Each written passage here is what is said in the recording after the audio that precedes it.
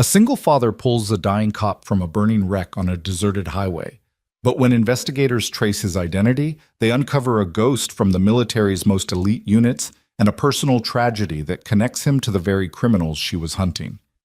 What he does next doesn't just shock the police force, it changes everything they thought they knew about courage, sacrifice, and the true meaning of never leaving the fallen behind. This is Jack Rowan's story, and it begins on the darkest night of the year. Before we dive in, drop a comment telling us what city you're watching from. We love seeing how far these stories travel across the globe. Now, let's begin. The rain came down like bullets that November night, hammering the asphalt of Highway 47 with such ferocity that the road itself seemed to be disintegrating under nature's assault. It was the kind of storm that made smart people stay home, the kind that transformed familiar roads into treacherous black rivers reflecting nothing but danger. The kind of night when the universe seems to be testing who's brave enough or foolish enough to challenge it. Jack Rowan was neither brave nor foolish. He was simply tired. His hands gripped the steering wheel of his aging Ford F-250 with the casual strength of a man who'd driven through worse. Much worse. The wipers beat a rhythmic pattern across the windshield. Thump, thump, thump, thump, fighting a losing battle against the deluge.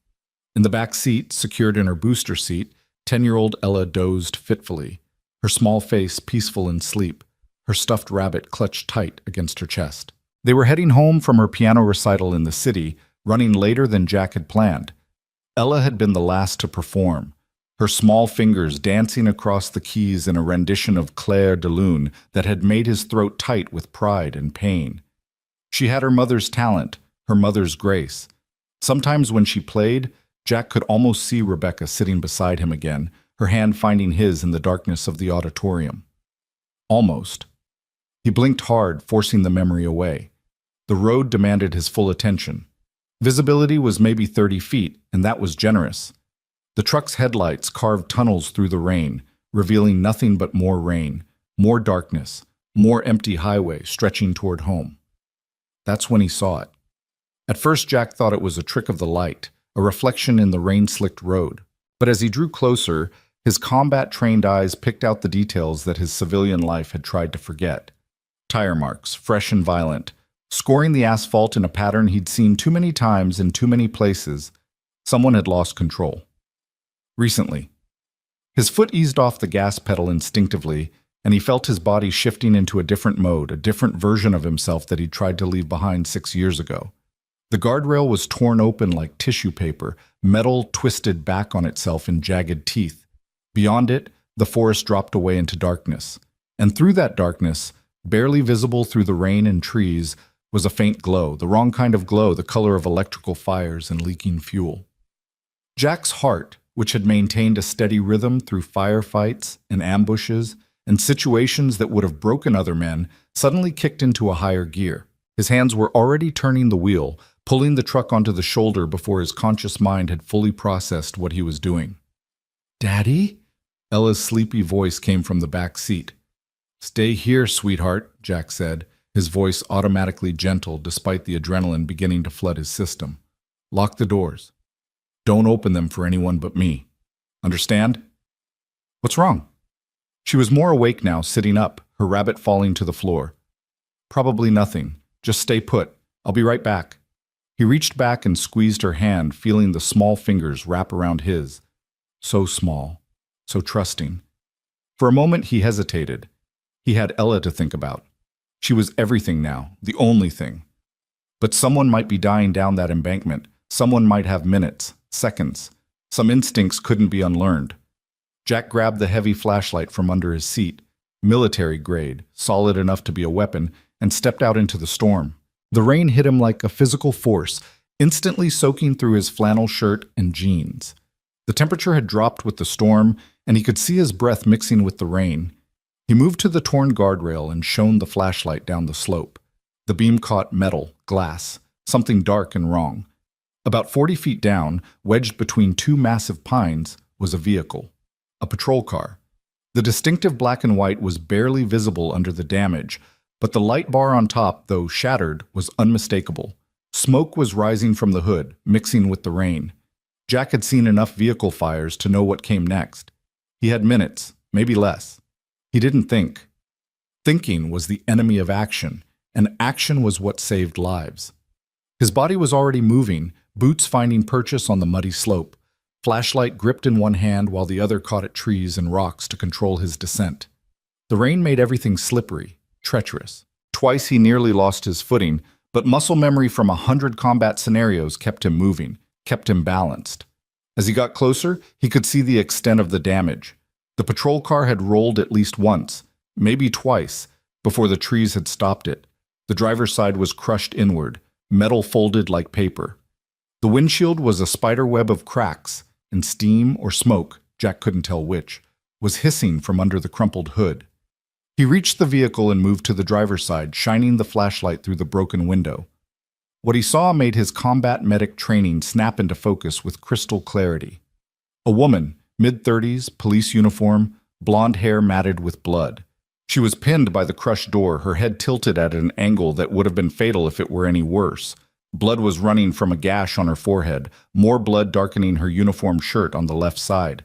Her eyes were closed, face pale as death. For a fraction of a second, Jack saw someone else in that seat. Dark hair instead of blonde. The same uniform. The same blood. Rebecca. He shook his head violently, forcing the memory away. This wasn't Rebecca. This was now. This was someone he could still save. "Officer," he called out, his voice cutting through the rain. "Can you hear me?" Nothing. Jack tried the door. It didn't budge, crushed shut by the impact. He moved around the front of the car, noting the smoke getting thicker, the smell of gasoline sharp in the wet air. The passenger side was less damaged. He tried that door. Locked. "Come on," he muttered, looking around. His eyes fell on a rock, baseball-sized, perfect. He grabbed it, turned his face away, and smashed the passenger window. Glass exploded inward. He reached through, unlocked the door, and pulled it open. The smell of blood and gasoline hit him harder without the window in the way. He climbed in, glass crunching under his boots, and moved to the woman's side. Up close, he could see she was breathing.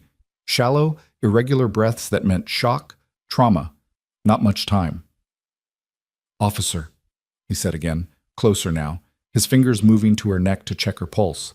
It was there, thready and weak, but there. "My name is Jack.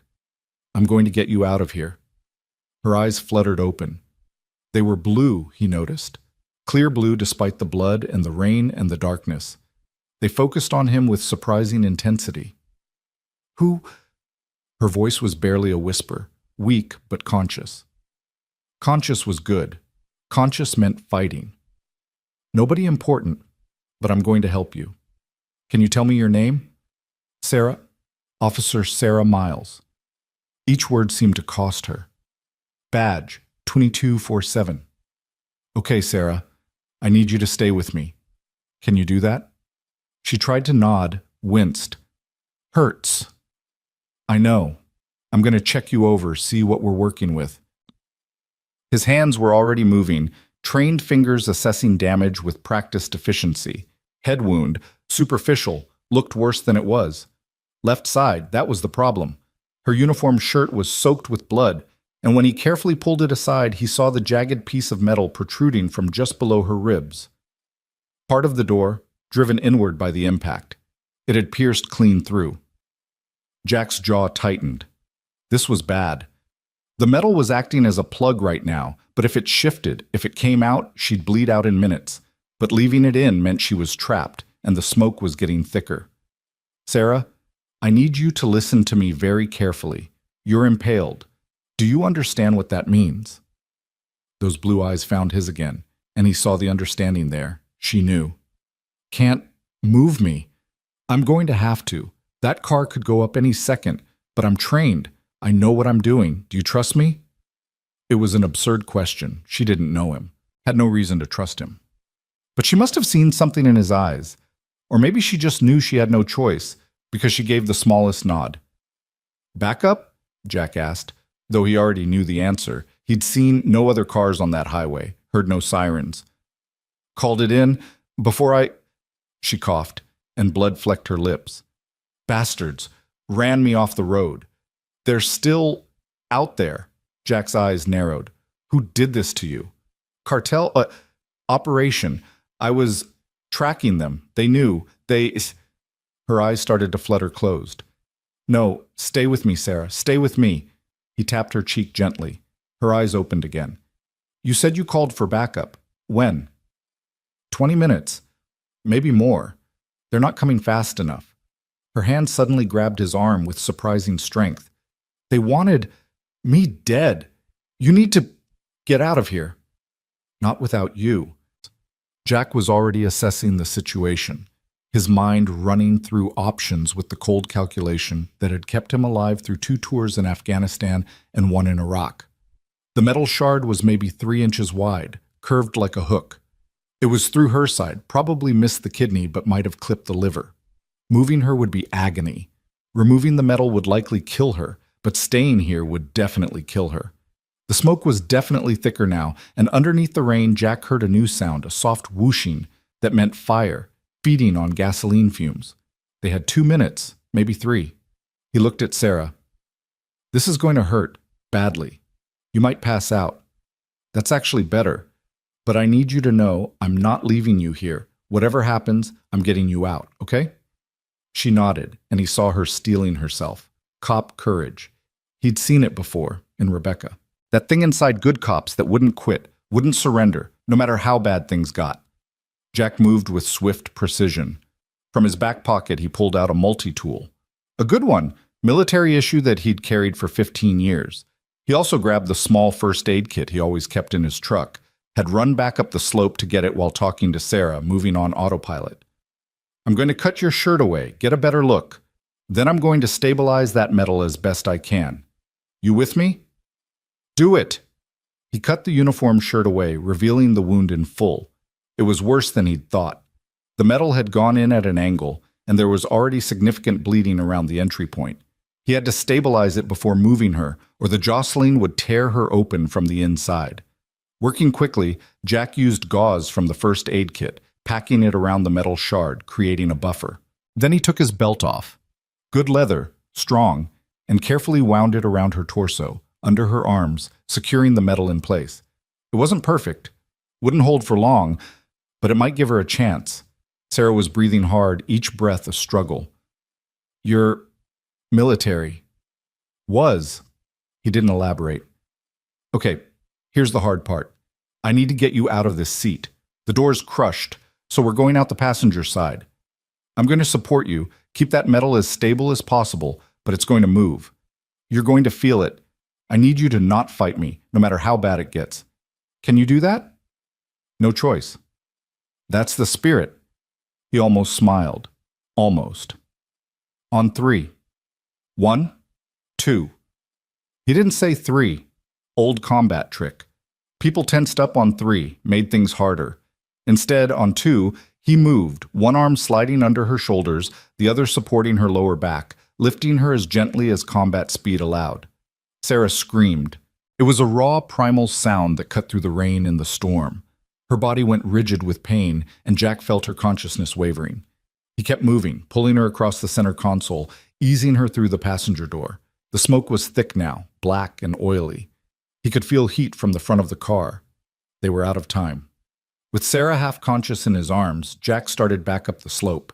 She was a solid weight, maybe 140, most of it muscle, but he'd carried wounded soldiers through worse terrain under enemy fire. This was just a muddy slope in the rain. He'd done this 100 times, except those soldiers hadn't been bleeding from their sides, hadn't been dying in his arms. Halfway up the slope, he heard it, a soft whump that he knew too well. The fire had found something it liked, something that burned hot and fast. He didn't look back, just kept moving, boots digging into mud, free hand grabbing at trees Sarah held tight against his chest. Stay with me, he said, as much to himself as to her. Almost there. Just stay with me. Sarah's eyes were closed now, her breathing shallow. Blood was seeping through the makeshift bandage, soaking into his shirt. He could feel her life slipping away with each drop, could feel the clock ticking down. 15 feet from the top, the patrol car exploded. The sound was enormous, a violent crack that echoed through the forest. Heat washed over them, and the world lit up orange and red. The pressure wave hit Jack in the back, nearly knocked him forward. He grabbed a tree with his free hand, held on, sheltered Sarah's body with his own. Debris rained down around them, metal, glass, burning pieces of tire. Something hit Jack's shoulder, sharp and hot. He ignored it, kept moving. Almost there. His truck appeared through the rain, headlights still on, Ella's face pressed against the back window, eyes wide with terror. Jack reached level ground, stumbled to the truck, and carefully laid Sarah on the ground beside the rear door. He yanked the door open. "Ella, I need you to climb into the front seat, right now. Quick, sweetheart."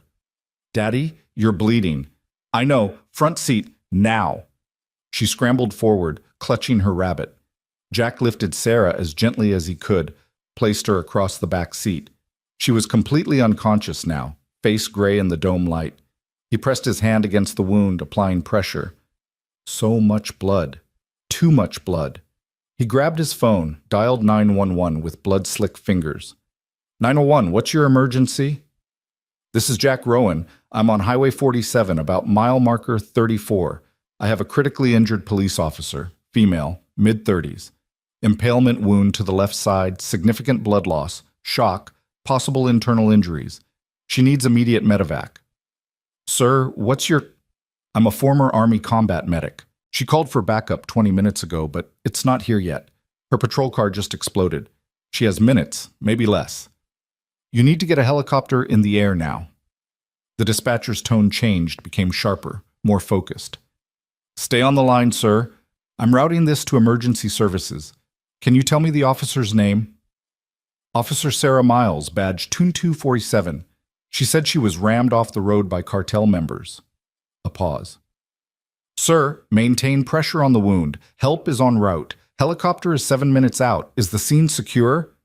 Jack looked around at the darkness, the rain, the burning wreckage below. Somewhere out there, the people who'd run Sarah off the road might still be watching. Scene is not secure, but we're not moving her again. She wouldn't survive it. Understood. Stay with her. That's the plan. Jack set the phone down, kept pressure on Sarah's wound. With his free hand, he reached forward and squeezed Ella's shoulder. She turned to look at him, and in the dim light, he saw tears on her face. It's okay, baby. She's going to be okay. You promise? Jack looked down at Sarah's pale face, at the blood still flowing despite the pressure.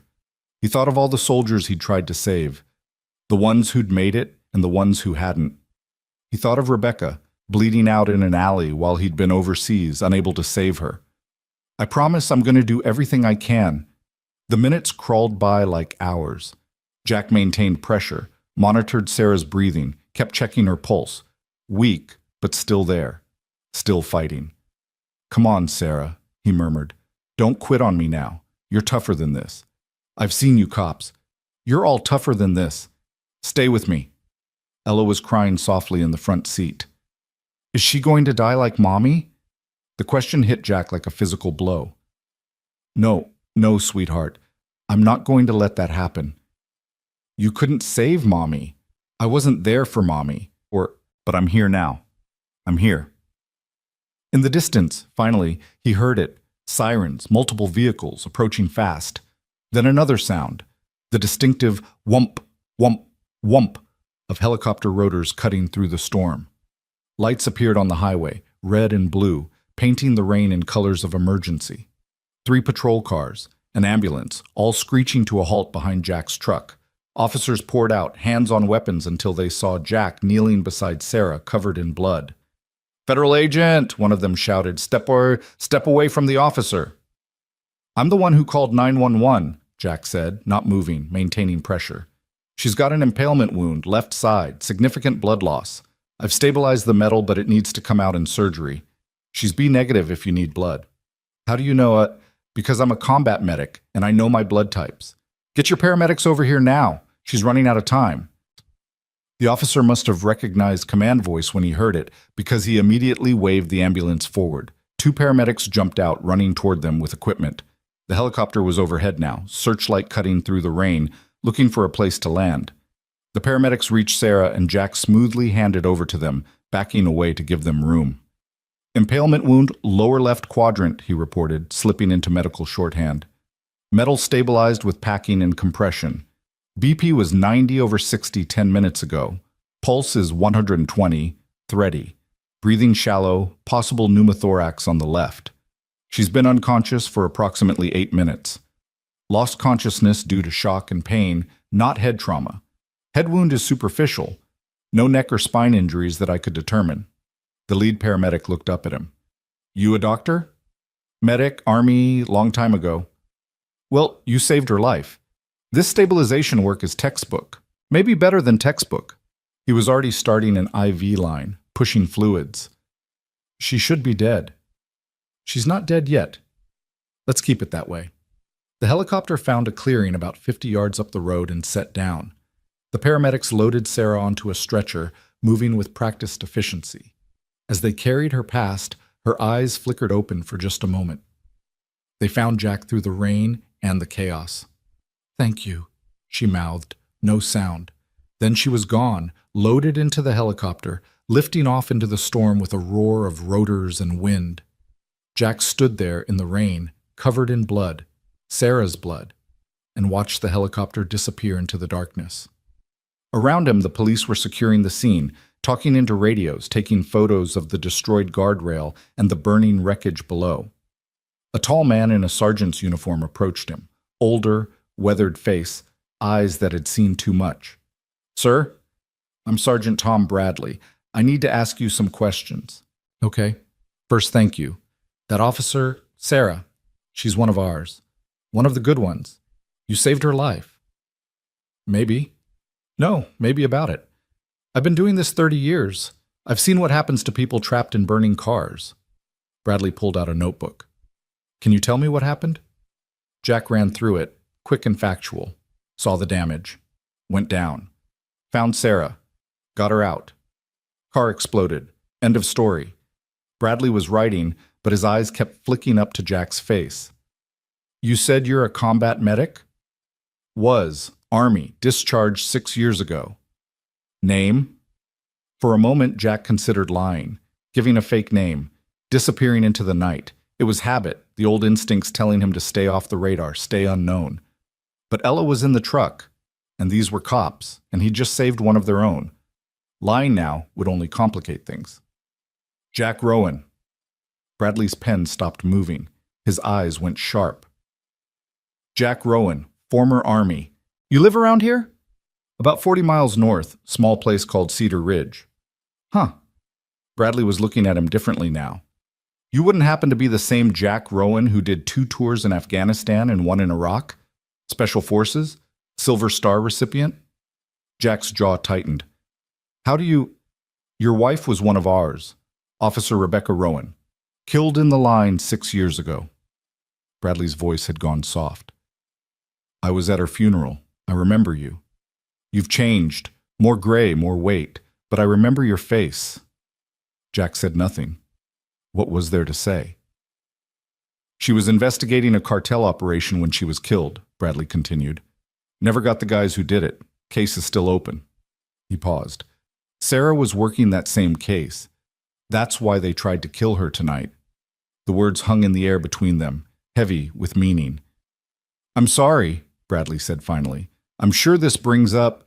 I need to get my daughter home, Jack interrupted. She's been through enough tonight. Are we done here? Bradley studied him for a long moment, then nodded. Yeah, we're done. But the captain's going to want to talk to you. Probably the FBI, too, given what Sarah was investigating. You okay with that? Do I have a choice? Not really, but I can make sure they come to you instead of dragging you downtown. Small courtesy for saving one of our own. Fine. Jack turned to go, but Bradley's voice stopped him. Mr. Rowan? One more thing. Those stitches you put in, that stabilization work, that's not just medic training. That's trauma surgery level. Where'd you learn to work like that? Jack looked back at him, rain streaming down his face. The kind of places that teach you through repetition. The kind where if you don't learn fast, your friends die. He walked back to his truck, climbed in beside Ella. She immediately crawled across the center console and wrapped her arms around him, not caring about the blood. Is she going to be okay, Daddy? I don't know, baby. I hope so. You were so brave. No, just trained. He started the engine, began to pull away from the scene. In the rearview mirror, he could see Bradley still standing in the rain, watching them go. They drove in silence for a while, the storm finally beginning to ease. Ella eventually spoke up, her voice small. "Daddy, that lady, she looked like Mommy, in the uniform." Jack's hands tightened on the wheel. "I know. Is that why you saved her? Because she looked like Mommy?" He thought about that. Thought about the moment he'd seen Sarah in that crushed car, the flash of dark hair that had become blonde, the uniform that had carried him back 6 years to the worst night of his life. "No," he said finally. "I saved her because it was the right thing to do, because she needed help and I could give it, because that's what we do. We help people when they need it. Like Mommy used to do." "Yeah, like Mommy used to do." They reached home 20 minutes later, a small house at the end of a gravel road surrounded by pine trees, deliberately isolated from the world. Jack had bought it after Rebecca's death, needing distance from the city, from the memories, from the life they'd planned together. He carried Ella inside, got her into pajamas, tucked her into bed with her rabbit. She held on to his hand. "Daddy, are you going to have nightmares tonight?" The question surprised him. He thought he'd hidden it better, the way the past sometimes came back in the dark hours, the faces of the ones he couldn't save. "Maybe, but I'll be okay. You can come get me if you need to, like I get you." He kissed her forehead. "Thanks, sweetheart. I love you." "Love you too, Daddy." He stood in the doorway for a moment, watching her drift off to sleep, so small and innocent and trusting. She was why he'd left the service, why he'd walked away from everything he'd known. She was worth more than all of it. In the bathroom, Jack finally looked at himself in the mirror. Blood, mostly dried now, covered his shirt, his hands, streaked across his face. His shoulder, where the debris had hit him, was bruised and cut, but nothing serious. He'd had worse, much worse. He stripped off his clothes, threw them in the trash, they were beyond saving, and stood under the shower, letting the hot water wash away the blood. It swirled down the drain, pink and then clear, but he could still feel it on his hands. Could still feel Sarah's life pulsing out between his fingers. She should be dead. By every metric, every calculation, she should have bled out before the helicopter arrived. The fact that she was even alive to load into that bird was a minor miracle. Or good medicine. Or both. Jack dried off, put on clean clothes, and walked to his home office. It was supposed to be a spare bedroom, but he'd never used it for that.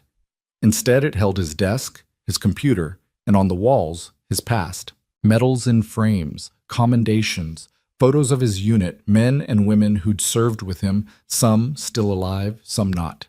And there, in the place of honor above his desk, Rebecca's photo from her academy graduation. Beautiful, strong, smiling like she could take on the world. She'd taken on the world and lost. Jack sat at his desk, turned on the computer and pulled up the local news. Nothing yet about the crash, too recent. But he found Sarah's name in the department directory. Officer Sarah Miles, decorated for valor twice, 13 years on the force, specialization in organized crime, just like Rebecca had been.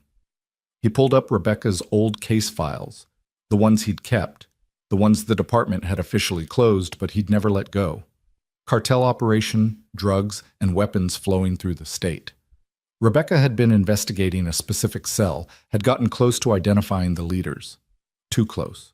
They'd ambushed her responding to a fake call, shot her 3 times, and left her to die in an alley. Jack had been in Iraq when it happened. He'd gotten the call from Bradley, had gotten emergency leave, had made it home just in time for the funeral. By then, Ella was already with Rebecca's parents, already traumatized, already changed. He'd taken her back, had tried to piece together a life from the wreckage. But he'd been different too. Haunted. Angry. He'd wanted to hunt down the men who'd killed Rebecca, wanted to use every skill the army had taught him to make them pay. But he'd had Ella to think about, so instead, he'd walked away. Moved to Cedar Ridge, tried to forget. Now this. Sarah investigating the same case, run off the road by the same cartel. History repeating itself like a bad dream. His phone buzzed. Unknown number. He answered it. "Mr. Rowan, this is Captain Marcus Stone from the State Police. I'm calling about Officer Miles." Jack leaned back in his chair. How is she?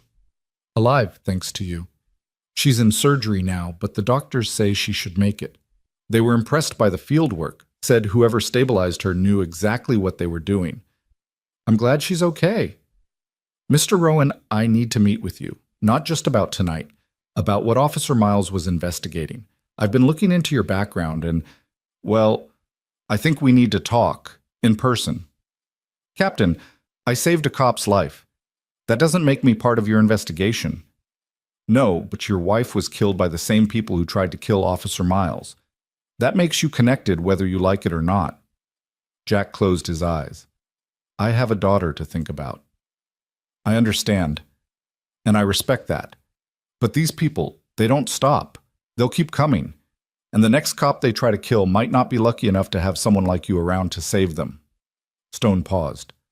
I'm not asking you to put on a uniform. I'm asking you to help us finish what your wife started. Don't you want that? Did he?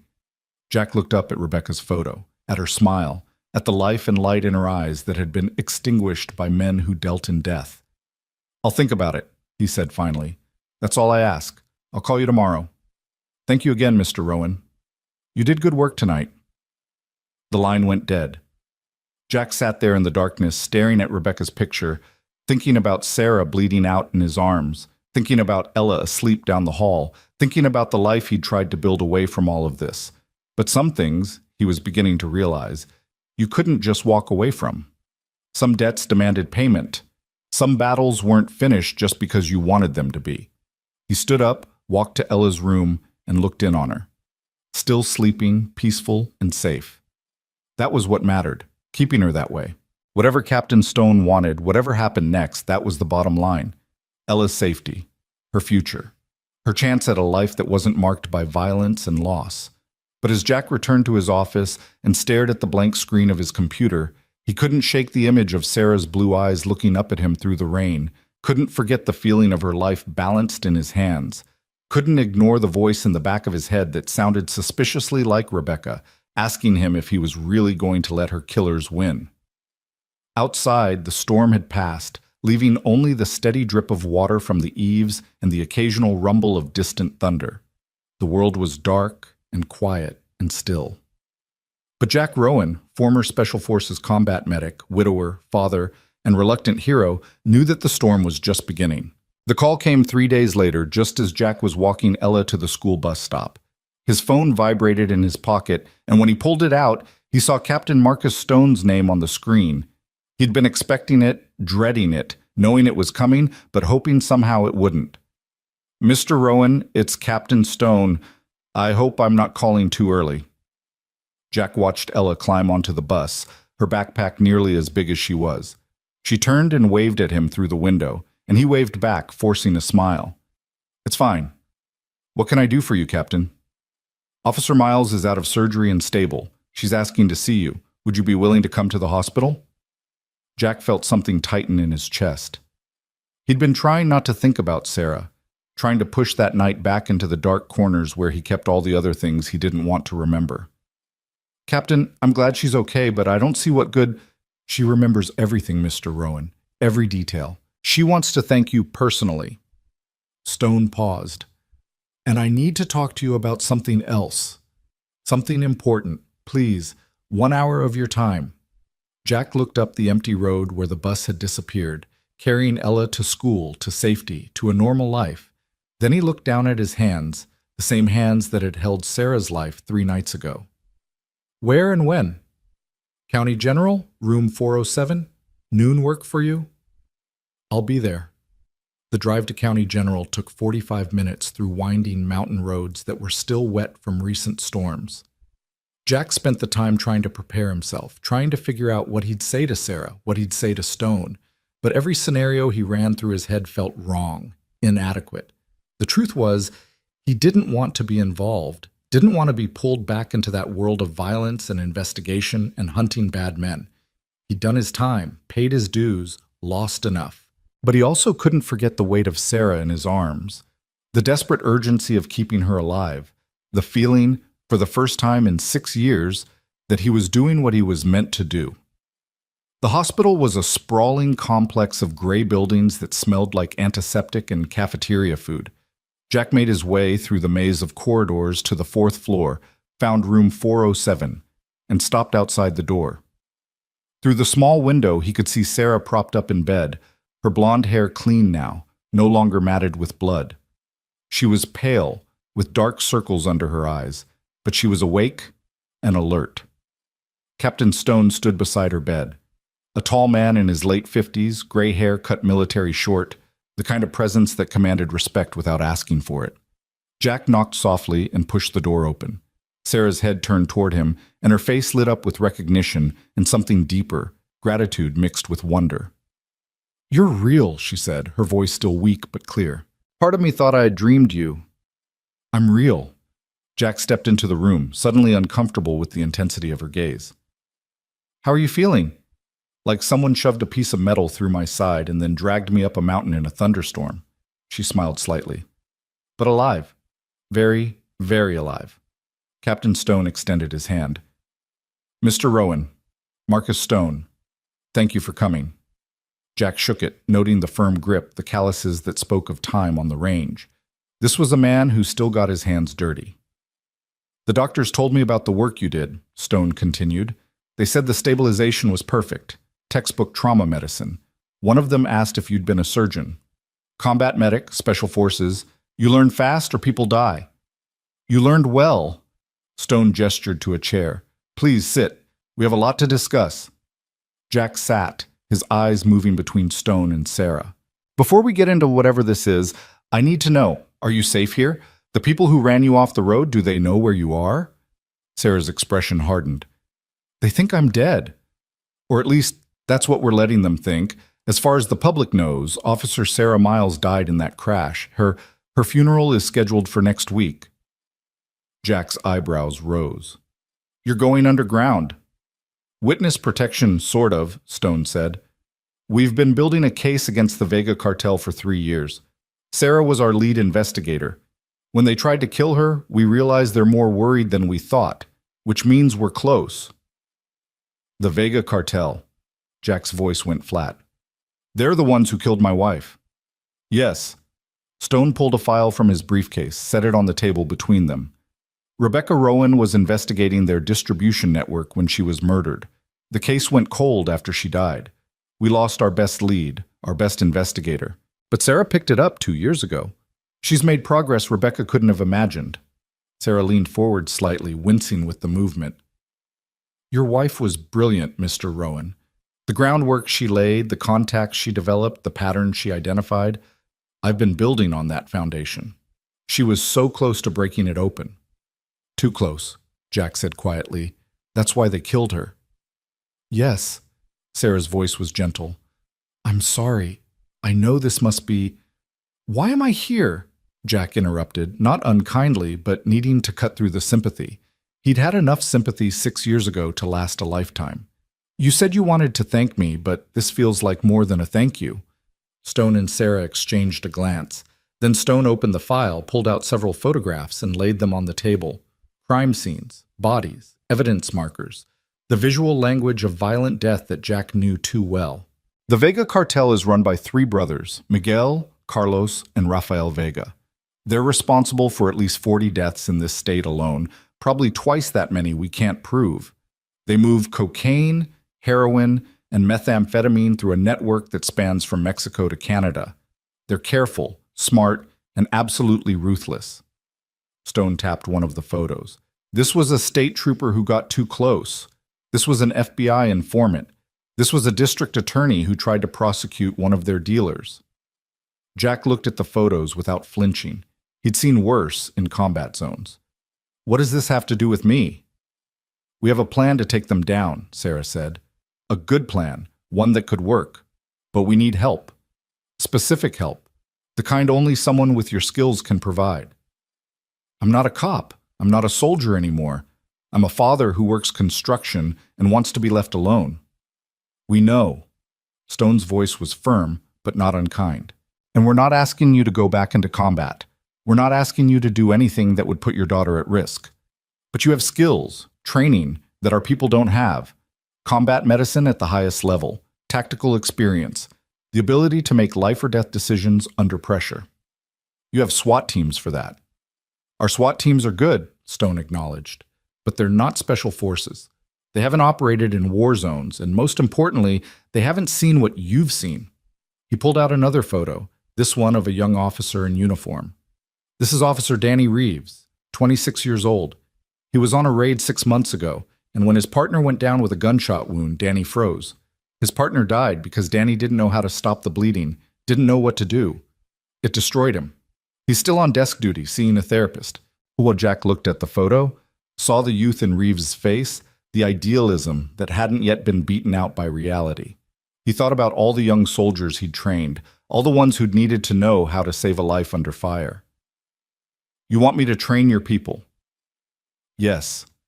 Stone leaned forward. Not just SWAT. Every officer who might face combat situations. Teach them what you know. Combat medicine, triage under fire, how to keep someone alive when the ambulance is 10 minutes out and they have 2 minutes to live. Sarah spoke up, her voice gaining strength. After what you did for me, the whole department is talking. They're asking who you are, how you learned to work like that. They want to know what you know, Jack. They want to be able to save their partners the way you saved me. Jack was quiet for a long moment, processing. It made sense in a way. It was a use for his skills that didn't require him to carry a gun or kick down doors. He could teach, could pass on what he'd learned in blood and fire, and maybe, some kid like Danny Reeves wouldn't have to watch his partner die because he didn't know what to do. But there was more here. He could sense it in the way Stone was watching him, in the careful way Sarah was choosing her words. What else? He asked. This is more than training. What aren't you telling me? Stone sat back and a slight smile crossed his face. You're as sharp as your file says you are. He pulled out another document. The truth is, we're planning a major operation against the Vega cartel. Multiple simultaneous raids across 3 states. It's big, complex, and dangerous. We're going to hit their distribution centers, their safe houses, their financial operations, everything at once, so they can't shift resources or warn each other. And we need it to go perfectly. One mistake, one officer down, one piece of bad timing, and the whole operation falls apart. These aren't street dealers we're hitting. These are military-trained cartel enforcers. Some of them are former Mexican special forces. They're armed with military-grade weapons, and they will not hesitate to kill cops. Jack understood now. You want me there. On the raids. Not on the raids, Stone corrected. In tactical support, planning, medical oversight. You'd be in the command center coordinating, making sure our people have the best possible chance of coming home alive. And if something goes wrong, if someone goes down, you'd be there to walk our medics through it. That's not what you really want, Jack said, his voice hard. You want me in the field. You want me on those raids. That's why you brought up my special forces background, my tactical experience. You don't need a medic in a command center, you need a soldier. Stone didn't deny it. I won't lie to you, Mr. Rowan. Having you on site in the field would increase our success rate significantly. But I also won't force you into something you're not willing to do. If you're only comfortable training and support, that's what we'll use you for. But I want you to think about something. He pulled out one more photo, and Jack's breath caught. It was Rebecca. Not her academy photo, but a crime scene photo, lying in that alley, blood pooling around her, eyes open and empty. These are the people who did this to your wife, Stone said quietly. These are the people who orphaned your daughter, and they're still out there, still hurting people, still killing cops. Sarah was almost number 41. He met Jack's eyes. I know you walked away from this life. I know you have every right to keep walking, but I also know that 6 years ago, you would have given anything to be able to stop the men who killed Rebecca. I'm giving you that chance now. The room fell silent. Jack stared at the photo, at Rebecca's face frozen in death, and felt the old anger rising up, hot and sharp and familiar. He'd buried it deep, had tried to let it go, had told himself that revenge wouldn't bring her back, wouldn't change anything. But looking at that photo now, he realized he'd been lying to himself. He'd never let it go. He'd just locked it away. And now Stone was handing him the key. I have a daughter, Jack said, his voice barely above a whisper. She's already lost her mother. I can't risk her losing her father, too. I understand. Stone gathered the photos, put them back in the file. That's why this is entirely your choice. No pressure, no guilt. Just an opportunity to use your skills to help people and maybe get some closure on your wife's murder. Sarah shifted in her bed, drawing Jack's attention. For what it's worth, I think you should do it. Not because of revenge, not even because of your wife, but because you're good at this. Saving lives. Teaching others to save lives. The world needs more people like you, Jack. The department needs more people like you. What you did that night, she continued, in the rain, in the dark, with a car about to explode, that wasn't just training. That was instinct. That was someone who's done it so many times, it's part of who they are. You can walk away from the military, you can change jobs, you can move to the middle of nowhere, but you can't walk away from who you are. And you, Jack Rowan, are someone who saves people. Her words hit harder than Stone's photos, harder than the memories of Rebecca. Because Sarah was right. In that moment on the highway, he hadn't thought about Ella or his new life or staying safe. He'd just acted, had fallen back into being the person he'd been trained to be. And it had felt right. Natural. Like coming home after a long exile. I need to think about it, Jack said finally. This isn't a decision I can make in a hospital room. Of course. Stone handed him a card. Take all the time you need. But Jack? The operation is scheduled for 3 weeks from now. If you're going to help, we need to know soon so we can integrate you into the planning. Jack took the card, stood up. He looked at Sarah, really looked at her. I'm glad you're okay, truly. Thank you for saving my life. She held his gaze. I mean that. Thank you for not driving past. Thank you for risking yourself to help a stranger. Thank you for being the kind of person who still cares enough to stop. He nodded, not trusting himself to speak, and left the room. The drive home was a blur. Jack's mind was spinning, processing everything Stone had said, everything Sarah had implied, everything that photo of Rebecca had stirred up inside him. By the time he pulled into his driveway, he still hadn't come to a decision. Ella wouldn't be home from school for another 2 hours. The house was quiet, empty, just Jack and his thoughts. He went to his office, sat at his desk, and pulled up the old files again. Rebecca's investigation, the Vega cartel, all the dead ends and false leads that had gone nowhere after she died. His phone rang. Not Stone this time, but a number he didn't recognize. He answered warily. Jack Rowan. Who's asking? My name is Detective Danny Reeves. Captain Stone gave me your number. I hope that's okay. The young officer from the photo. Jack leaned back in his chair. What can I do for you, Detective? I heard what you did for Officer Miles, and the captain told me, about your background. Your training. Reeves's voice was uncertain, younger than his years. I know this is going to sound weird, but I wanted to talk to you about something, about what happened to my partner. Captain Stone told me. I'm sorry for your loss. Yeah, thanks. A pause. The thing is, it didn't have to happen. Martinez, my partner, he got shot in the femoral artery. I tried to stop the bleeding, but I didn't know how.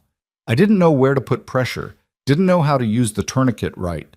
By the time the paramedics got there, he'd bled out. Another pause, longer this time. I wake up every night seeing his face, hearing him tell me it was going to be okay while I watched him die. Jack closed his eyes. He knew that particular nightmare intimately. It wasn't your fault, Reeves. You did what you could. But I could have done more. If I'd known what you know, if I'd had the training you have, Martinez would still be alive. He had a wife, Jack, 2 kids. They're without a father because I didn't know how to tie a fucking tourniquet properly. The raw pain in Reeves's voice was hard to hear. Jack had counseled enough young soldiers through survivor's guilt to recognize it. You can't blame yourself for not knowing something you were never taught. That's exactly it, though. We should be taught. Every cop who might face a violent situation should know combat medicine, should know how to keep someone alive under fire. But we don't. We get basic first aid training, and then we're expected to figure it out when someone's bleeding to death in front of us. Reeves's voice grew stronger. Captain Stone said you might train us, teach us what you know. Is that true? He asked. I haven't decided yet. Please. The word came out desperate. Please, Jack, I can't bring Martinez back, but maybe I can make sure no other cop has to watch their partner die because they didn't know what to do. Maybe you can teach us so we can save the next person. Isn't that worth something? Jack thought about all the soldiers he'd trained, all the medics he'd taught, all the lives that had been saved because someone knew the right thing to do at the right time. He thought about Sarah alive in that hospital bed, instead of dead in a wrecked patrol car. It's worth a lot, Jack said quietly. Give me some time, okay? I need to figure some things out. Okay. Thank you for even considering it. Really. Reeves hesitated. And Jack, I read about your wife. What happened to her? I'm sorry, she was one of the good ones. Yes, she was. After Reeves hung up, Jack sat in silence for a long time. Then he picked up his phone again and called a different number, one he hadn't dialed in 3 years. Hello? The voice was female, older, wary. Margaret, it's Jack. A sharp intake of breath. Jack, it's been a while. I know. I'm sorry. I should have called more often. Margaret Rowan, Rebecca's mother, had never quite forgiven Jack for surviving when her daughter hadn't. It was unfair, irrational, and entirely understandable. They'd maintained minimal contact over the years, mostly for Ella's sake. How's Ella? Margaret asked, her voice softening slightly. She's good. Growing up fast. She asks about you. Tell her I'll come visit soon. A pause. Why are you calling, Jack? He took a breath. They want me to help catch the people who killed Rebecca. Silence on the other end, stretching long enough that Jack thought she might have hung up. Then, tell me everything. He did. Told her about saving Sarah, about Stone's offer, about the planned operation against the Vega cartel. Margaret listened without interrupting, and when he finished, she was quiet again. What does Ella know? She asked finally. Nothing. She knows I saved a cop, but not the rest of it. Are you going to do it? I don't know. Part of me wants to. Wants to make them pay for what they did. But I have Ella to think about. If something happens to me, then Ella loses both parents. I know. Margaret's voice was heavy. Jack, I'm not going to tell you what to do. You're a grown man, and Lord knows you've seen enough of life to make your own decisions. But I'll tell you what I think. Okay? Rebecca loved being a cop, loved helping people, stopping bad guys, making the world safer. She knew the risks, knew what could happen, and she chose to do it anyway because it mattered to her. It was who she was. Margaret's voice cracked slightly. When she died, I was so angry. Angry at her for taking those risks. Angry at the department for not protecting her. Angry at you for being overseas instead of here. But mostly, I was angry because she died doing what she loved, and I couldn't even be mad at her for it. Jack felt tears pricking his eyes. Margaret, let me finish. The point is, Rebecca made her choice. She chose to fight evil even though it cost her everything. And you chose to walk away from that fight for Ella's sake. That was the right choice, Jack. The brave choice. She took a shaky breath. But if you're asking my permission to go back, if you're asking whether Rebecca would want you to finish what she started, then yes, I think she would. I think she'd want these bastards caught. I think she'd want other cops to come home safe. And I think she'd want you to do what you're good at, what you were trained for, what you clearly need to do based on the fact that you're calling me about it. But Ella will be fine. If something happens to you, God forbid, she'll come live with me and Harold. We'll take care of her, raise her, love her. You know that. So don't use her as an excuse if what you're really afraid of is going back to that life. The words stung because they were true. Jack was afraid. Not of the danger, not of the cartels, but of becoming that person again. The soldier, the warrior, the man who'd learned to kill as easily as he'd learned to save. What if I can't come back from it? He asked quietly. What if I go back to that world and I can't be Ella's dad anymore, can't be normal? Then you fight to stay normal. You remember why you're doing it, for Rebecca, for Ella, for all the cops who need what you can teach them. You do the job, and then you come home. Margaret's voice was firm now. Rebecca managed it. She was a cop and a wife and a mother. You can do this and still be a good father. I believe that. Thank you, Jack whispered. Be safe, Jack. and bring those sons of bitches to justice." The line went dead. Jack sat there holding the phone, feeling something shift inside him, a decision crystallizing, taking form, becoming real. He picked up Captain Stone's card and dialed the number. Stone answered on the second ring. "Rowan." "I'll do it," Jack said.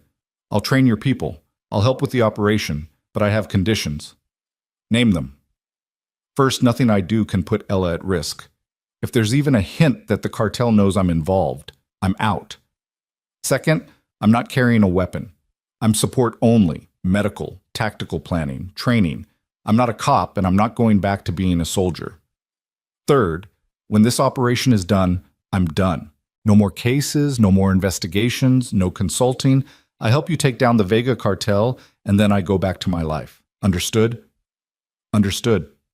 Anything else?" Jack thought for a moment. "Yeah, Detective Reeves. I want him in my first training class. He needs this more than anyone." "Done. When can you start?" "Tomorrow. But Captain, I want to be clear about something. I'm doing this for Rebecca, for Sarah, for all the cops who might not come home if they don't have the skills to save themselves or their partners. I'm not doing it for revenge." "That's exactly why I want you on this team," Stone said. "Revenge makes people sloppy. Justice makes them sharp. Be at the station at 0800. We have a lot of work to do." Jack hung up and sat in his office as the afternoon light faded, thinking about choices and consequences, about duty and family, about the man he'd been and the man he'd tried to become. Somewhere in between those two versions of Jack, Rowan was the person he needed to be now. When Ella came home from school, he made her favorite dinner, spaghetti with meatballs, and listened to her chatter about her day, about her friends, about the art project she was working on. She was so bright, so full of life, so untouched by the darkness that had marked her parents' lives. After dinner, after homework, after she'd brushed her teeth and climbed into bed with her rabbit, Jack sat beside her and took her hand. "Sweetheart, I need to tell you something." She looked up at him with Rebecca's eyes. "What is it, Daddy?" "Remember the police officer I helped? Officer Miles? The one you saved from the burning car?" "Yes. Well, her captain asked me to help teach other police officers what I know, how to save people when they're hurt. It's going to mean I'll be gone some days working with them." Ella's forehead wrinkled. "Like a teacher?" "Exactly like a teacher." "That sounds good. You're really good at helping people." She squeezed his hand. "Will you be safe?" "Yes, baby. I'll be safe. I promise. I'm just teaching, not doing the dangerous stuff." "Okay." She yawned, already half asleep. "Daddy, I'm proud of you.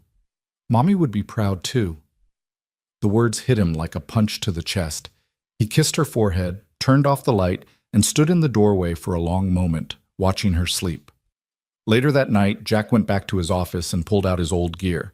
The tactical backpack he'd kept packed out of habit, the medical kit that had traveled with him through 2 war zones, the boots that had walked through places he tried not to remember. He checked everything methodically, replacing expired supplies, updating equipment, his hands moving through familiar patterns. On the wall, Rebecca smiled down at him from her photo. In his mind, he heard her voice. "You've got this, Jack. Go save some lives." "I'll try," he whispered to the empty room. "I'll try." At 0800 the next morning, Jack walked into the police station carrying his medical kit and a commitment he hoped he could keep. Captain Stone was waiting for him, along with a conference room full of officers, 20 of them, men and women, young and experienced, all looking at him with a mixture of curiosity and hope. Detective Danny Reeves sat in the front row, his eyes red-rimmed but determined. Stone made the introductions brief. "This is Jack Rowan, former Special Forces medic, Silver Star recipient, and the man who saved Officer Miles's life 3 nights ago using skills most of us don't have. For the next 3 weeks, he's going to change that. Pay attention, take notes, and learn everything you can. Your life might depend on it." Jack stood at the front of the room, feeling the weight of their expectations, their hope, their need. He thought about all the soldiers he'd trained, all the medics he'd taught, all the lives that had been saved because someone knew the right thing to do. "Before we start," he said, his voice carrying authority he'd thought he'd left behind, "I need you to understand something. What I'm going to teach you isn't theory. It's not textbook medicine. It's what works when someone is bleeding to death and the ambulance is 10 minutes away. It's ugly, it's harsh, and sometimes it's not enough. But it's better than nothing, and better than nothing is what keeps people alive. He pulled out a training dummy, set it on the table. We're going to start with the basics: arterial bleeding, tourniquet application, wound packing. Then we'll move to chest wounds, airways, shock management. By the time we're done, every one of you will be able to keep someone alive long enough to get them to real help. He met their eyes, one by one. Questions? Reeves raised his hand. What if we freeze? What if we know what to do but can't make ourselves do it? It was the right question, the real question, the one that mattered most. Then you practice until it's instinct, Jack said, until your hands move before your brain catches up. That's what we're going to do here. Practice until you can do this in your sleep. Because when the moment comes when your partner is bleeding out in front of you, you won't have time to think. You'll only have time to act. He picked up the dummy. So let's start learning how to act. For the next 8 hours, Jack taught. He demonstrated, corrected, pushed them through scenarios until their hands were steady and their movements automatic. He was demanding, exacting, refusing to accept anything less than perfect execution, because perfect execution was what saved lives. When the day ended, the officers filed out exhausted but energized, already talking about what they'd learned. Reeves hung back, approached Jack hesitantly. Thank you, he said simply. This means everything to me. Don't thank me yet, Jack replied. Thank me when you save someone's life using what I taught you. I will. Reeves headed for the door, then turned back. Jack, I think you're doing the right thing, being here, teaching us. It matters. After he left, Stone appeared from his office. Good work today. The team's impressed. They're good people. They'll learn fast. Jack, about the operation, we need to start integrating you into the tactical planning. Can you stay late tomorrow? Meet the SWAT commanders? Go over the raid scenarios? Jack thought about Ella at home, probably doing homework at the kitchen table. He thought about the promise he'd made her, about being safe, about coming home. But he also thought about Sarah in that hospital bed, alive because he'd known what to do. He thought about Reeves and Martinez, and how things might have been different if someone had taught them better. Yeah, he said, I can stay late. Let's make sure this operation goes right. Stone nodded, satisfied. Get some rest. Tomorrow we start the real work.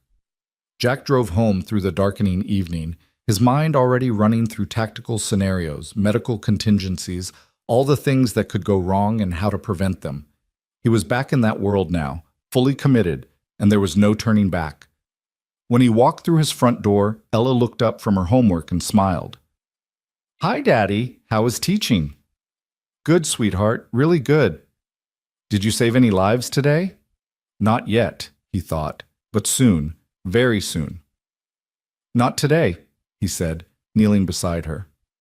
But I taught people how to save lives. That's almost as good. She hugged him tight. I love you, Daddy. I love you too, baby, more than anything. That night, after Ella was asleep, Jack stood in his office one more time, looking at Rebecca's photo. The operation was in 3 weeks. 3 weeks to train the officers, plan the raids, prepare for every contingency. 3 weeks until he'd face the people who'd killed his wife. He wasn't looking for revenge. He'd meant what he told Stone, but justice was something worth fighting for. Justice was something Rebecca would have wanted. Jack pulled out his old combat knife, the one he'd carried through too many missions to count, and tested the edge. Still sharp, still ready, just like him. The 3 weeks passed in a blur of training sessions, tactical briefings, and late nights poring over intelligence reports. Jack fell into the rhythm of it like he'd never left. The early mornings, the focused intensity, the constant mental calculation of variables and contingencies. His body remembered what his mind had tried to forget. By the end of the second week, every officer in the department had gone through his combat medicine course.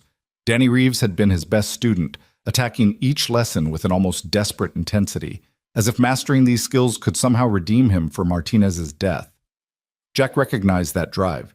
He'd seen it in young soldiers who'd lost their first friend in combat, who believed that being better, faster, stronger would protect them from loss. It wouldn't. Loss came regardless. but being prepared helped you survive it. Sarah had been released from the hospital after 10 days, still moving carefully but recovering faster than the doctors had expected. She'd attended every tactical planning session, her insights into the cartel's operations proving invaluable. She and Jack had developed an easy working relationship built on mutual respect and shared experience. She never asked him about Rebecca, and he never asked her about the night she'd almost died. Some things didn't need words. Now, on the morning of the operation, Jack stood in the command center of the state police headquarters, surrounded by monitors showing live feeds from 6 different locations across 3 states. 23 teams were in position, ready to hit the Vega cartel's operations simultaneously. It was the largest coordinated strike against organized crime the region had ever attempted. Captain Stone stood at the center of it all, a phone pressed to each ear, coordinating with FBI, DEA, and local agencies. The room hummed with controlled tension, officers checking equipment, intelligence analysts verifying last-minute details, communications specialists testing encrypted channels. Jack wore a headset connected to all 6 tactical teams, his role exactly what Stone had promised: medical oversight and tactical support from the command center. He had a laptop open in front of him displaying the medical status of every officer in the field, along with the locations of all ambulances and trauma centers. On paper, he was just another consultant, a voice in the background, but everyone in that room knew who he was and what he'd done. When he spoke, people listened.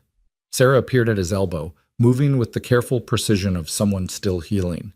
She wore a tactical vest over civilian clothes. Officially, she was dead, so she couldn't be in the field. But Stone had brought her into the command center as a special advisor, the one person who knew the Vega operation better than anyone. "How are you feeling?" Jack asked without looking away from his screens. "Like I'm about to watch everything I've worked for either succeed spectacularly or fail catastrophically." She managed a tight smile. "You?" "Same." "Jack, I wanted to say, before this starts, thank you for everything. The training you've done, the planning, all of it. You didn't have to do any of this." "Yes, I did." He finally looked at her.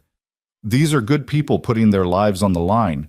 They deserve every advantage we can give them." Stone's voice cut through the room. "All teams, sound off." One by one, the team leaders reported in. Alpha team at the main distribution warehouse. Bravo team at the Vega Brothers suspected safe house. Charlie through Foxtrot teams at various financial and operational targets. Every team was in position, every officer accounted for. Jack's headset crackled with the voice of Lieutenant Hayes, commander of Alpha Team. "Rowan, you on this channel?" "I'm here, Hayes. Just wanted to say thanks for the training. My guys feel ready." "Stay sharp. Remember your sectors of fire and keep your medic close. Anything goes wrong, I'm here." "Copy that." Stone checked his watch. "We go in 5 minutes. All teams prepare for simultaneous breach on my mark." He looked around the room, his gaze settling on Jack. "Anything to add?" Jack activated his microphone, broadcasting to all teams. "Listen up. You've trained hard, you know your roles, and you've got good people watching your backs. Trust your training, trust your partners, and if someone goes down, you keep them alive until help arrives. You all know how to do this now. Just remember, slow is smooth, smooth is fast. Don't rush, don't panic, and come home safe." A chorus of acknowledgments came back through the channel.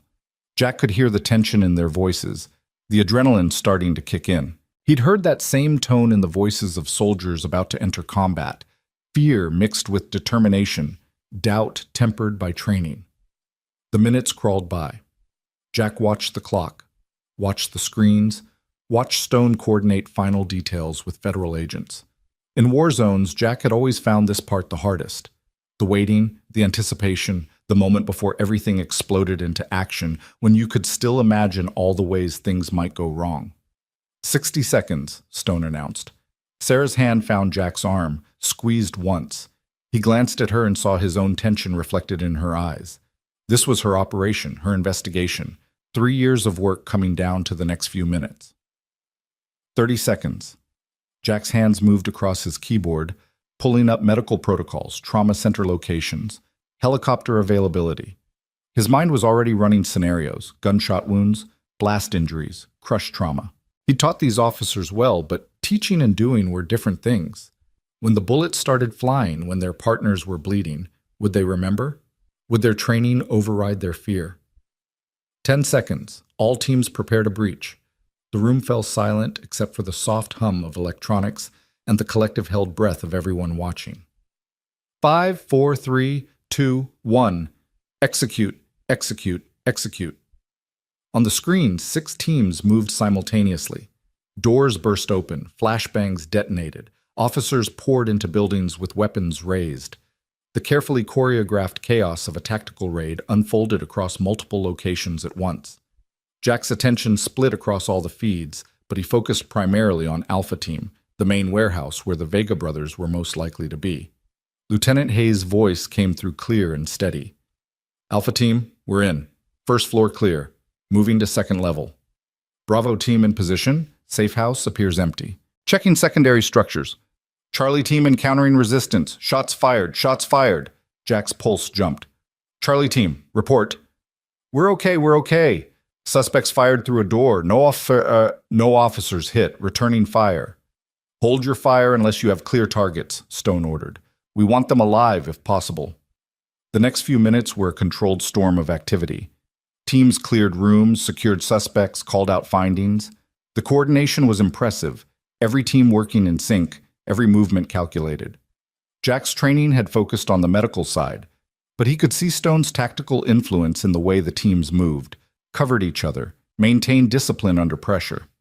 Then Hayes' voice, sharp with urgency. Alpha Team has contact, multiple armed suspects on the second floor. We're taking fire.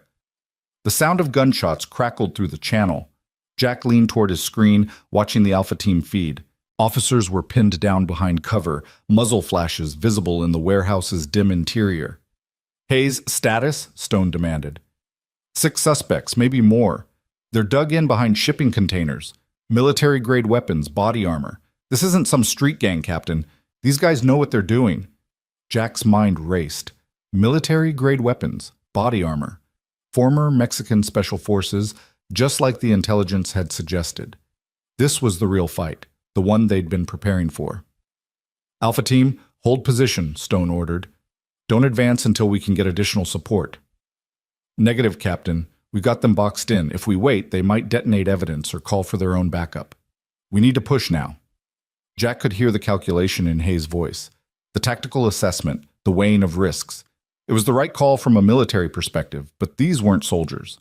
They were cops, and some of them were probably scared out of their minds. Hayes, this is Rowan. What's your team's status? All officers accounted for, no injuries so far, but we're burning time. Okay, listen to me. You've got the training, use it. Advance by pairs, covering fire, exactly like we practiced. Keep your medic, that's Thompson, right? Right. Keep Thompson in the center of your formation. Anyone takes a hit, you pull back to him immediately. Don't try to be a hero. Understand? Copy that. Alpha Team, prepare to advance on my mark. Stone shot Jack a look that was equal parts concern and trust. They both knew this was the critical moment. If Alpha Team could take down the Vega brothers without casualties, the whole operation would be a success. If they lost officers, especially if they lost them to poor tactics or preventable injuries, it would taint everything. Jack watched the screen as Alpha Team began their advance. Hayes had divided his 12 officers into 6 pairs, each covering the other as they moved between positions. The suspects continued firing, but their shots were becoming less accurate, more desperate. They were surrounded, and they knew it. Alpha 4, I've got eyes on a secondary exit, one officer reported. Southwest corner, they might be trying to flank us. Alpha 6 covering that position, another voice confirmed. No movement yet. The firefight continued, measured bursts of gunfire echoing through the warehouse. Jack's hands were clenched on the edge of the desk, every muscle in his body tense. This was the part he hated, being on the outside, listening, unable to directly help. In combat zones, he'd been in the thick of it, moving with the teams, treating casualties under fire. Here, he could only wait and hope his training was enough. Suspect down, Hayes reported. One more breaking for that southwest exit. Alpha 6, I see him. He's yours. A short burst of gunfire, then silence. Suspect in custody. He's hit but alive. Thompson, get over here. Jack leaned into his microphone. Thompson, what's the status? Gunshot wound to the shoulder, through and through, bleeding controlled. He'll make it. Thompson's voice was steady, professional. The kid had learned well. Good work. Keep him stable for transport. The raid continued with surgical precision. Alpha Team secured the second floor, found 3 more suspects hiding in an office, took them into custody without additional shots fired. In the basement, they discovered exactly what Sarah had predicted: pallets of cocaine, heroin, and methamphetamine, along with weapons, cash, and financial records. But no Vega brothers. Captain, we've cleared the entire warehouse, Hayes reported. We've got 7 suspects in custody, massive amounts of drugs and evidence, but the primary targets aren't here. Stone's jaw tightened. Bravo, team. What's your status at the safe house? Still clear, Captain. If they were here, they're gone now. Across the room, Sarah muttered a curse. Jack understood her frustration. They'd hit the organization hard, but without the brothers themselves, the Vega cartel could rebuild. New leadership, same business. Then a new voice crackled over the channel. Command, this is Delta Team. We've got something. Delta Team was at a secondary location, a small office building in the industrial district that intelligence had tagged as a possible financial hub. It was supposed to be a low-priority target, mostly paperwork and accountants. Stone leaned forward. Delta, report. Sir, we found a hidden basement level. There's a vehicle down here. Looks like they were preparing to evacuate. And we've got 3 high-value targets trying to access it. They're armed, but haven't engaged yet. Orders? Jack pulled up the Delta Team feed. The camera showed a concrete basement, a black SUV with its engine running, and 3 men in expensive suits holding pistols but looking more like they wanted to surrender than fight. Sarah grabbed the desk, her eyes wide. That's them. That's the Vega brothers. I've been tracking these bastards for 3 years. That's Miguel, Carlos, and Rafael. Stone was already on it. Delta Team, exercise extreme caution. We want them alive. Negotiation first, force only if necessary. Lieutenant Park, Delta Team Commander, responded immediately. Understood. Suspects, this is the police. You're surrounded. Drop your weapons and put your hands on your heads. Through the feed, Jack could see the 3 men exchanging glances. One of them, the oldest, probably Miguel, said something in Spanish. Then, slowly, deliberately, he set his pistol on the hood of the SUV and raised his hands. His brothers followed suit. Suspects are complying, Park reported. We're moving in to secure them now. The command center erupted in controlled celebration. Fists pumping, officers embracing, years of frustration and anger channeling into this single moment of victory. Stone allowed himself a tight smile, then immediately returned to business. All teams, continue securing your locations. We need every piece of evidence documented, every suspect processed correctly, no mistakes. By the book. But Jack was focused on something else. On his medical monitor, one of the Delta Team officers showed an elevated heart rate, significantly elevated, beyond what adrenaline should cause. Officer Chen, according to the biometric readout. Delta Team, this is Rowan. Put me through to Officer Chen. A moment later, a young woman's voice came through, slightly breathless. This is Chen. Chen, how are you feeling right now? I'm fine, just excited. We got them. We actually got them. Are you having any chest pain, tightness, difficulty breathing? A pause. Maybe a little tight, but it's just adrenaline, right? Jack's instincts were screaming. Park, get Chen out of that basement now. She might be having a cardiac event. What? She looks fine. Her biometrics say otherwise. Get her topside and get a paramedic on her immediately. To his credit, Park didn't argue. Chen, with me. Now, Thompson, grab the medical kit and meet us at the ground floor. Sir, I'm really okay. That's an order, Chen. Jack watched the monitor as Chen's readings continued to spike. Sarah looked at him questioningly. You think she's having a heart attack? I think she's having some kind of cardiac episode. Could be stress-induced, could be an underlying condition. Either way, she needs immediate attention. 2 minutes later, Park's voice came back, more urgent now. Rowan, Chen collapsed as soon as we got her outside. She's unconscious, not breathing right. Jack's training kicked in instantly. Thompson, you there? Right here. Check her pulse. Carotid, not wrist. Checking. I've got a pulse, but it's weak and irregular. Okay, she's in cardiac arrest. Start CPR immediately. 30 compressions, 2 breaths, standard protocol. Park, call for emergency transport code 3. She needs a hospital now. Through the feed, Jack could see Thompson working on Chen, performing chest compressions with the steady rhythm Jack had drilled into him during training. Other Delta Team officers stood around, some looking scared, some looking helpless. This was the reality of police work. Sometimes the danger didn't come from bullets. Thompson, how are you doing? Jack kept his voice calm, authoritative. Thompson needed confidence right now, not panic. I'm doing it just like you taught us. Compressions are good. She's getting air. Perfect. Keep going. Don't stop until the paramedics arrive. Stone was already coordinating the ambulance. ETA 3 minutes on emergency medical. Jack pulled up Chen's personnel file. 24 years old, passed all her physicals, no known heart conditions. But stress and adrenaline could trigger events in people with undiagnosed conditions. The human body was fragile in ways that surprised people. 1 minute out, Stone announced. Thompson, stay with her. You're doing great. Her lips are getting some color back. Is that good? That's very good. Means you're getting oxygen to her brain. Keep going.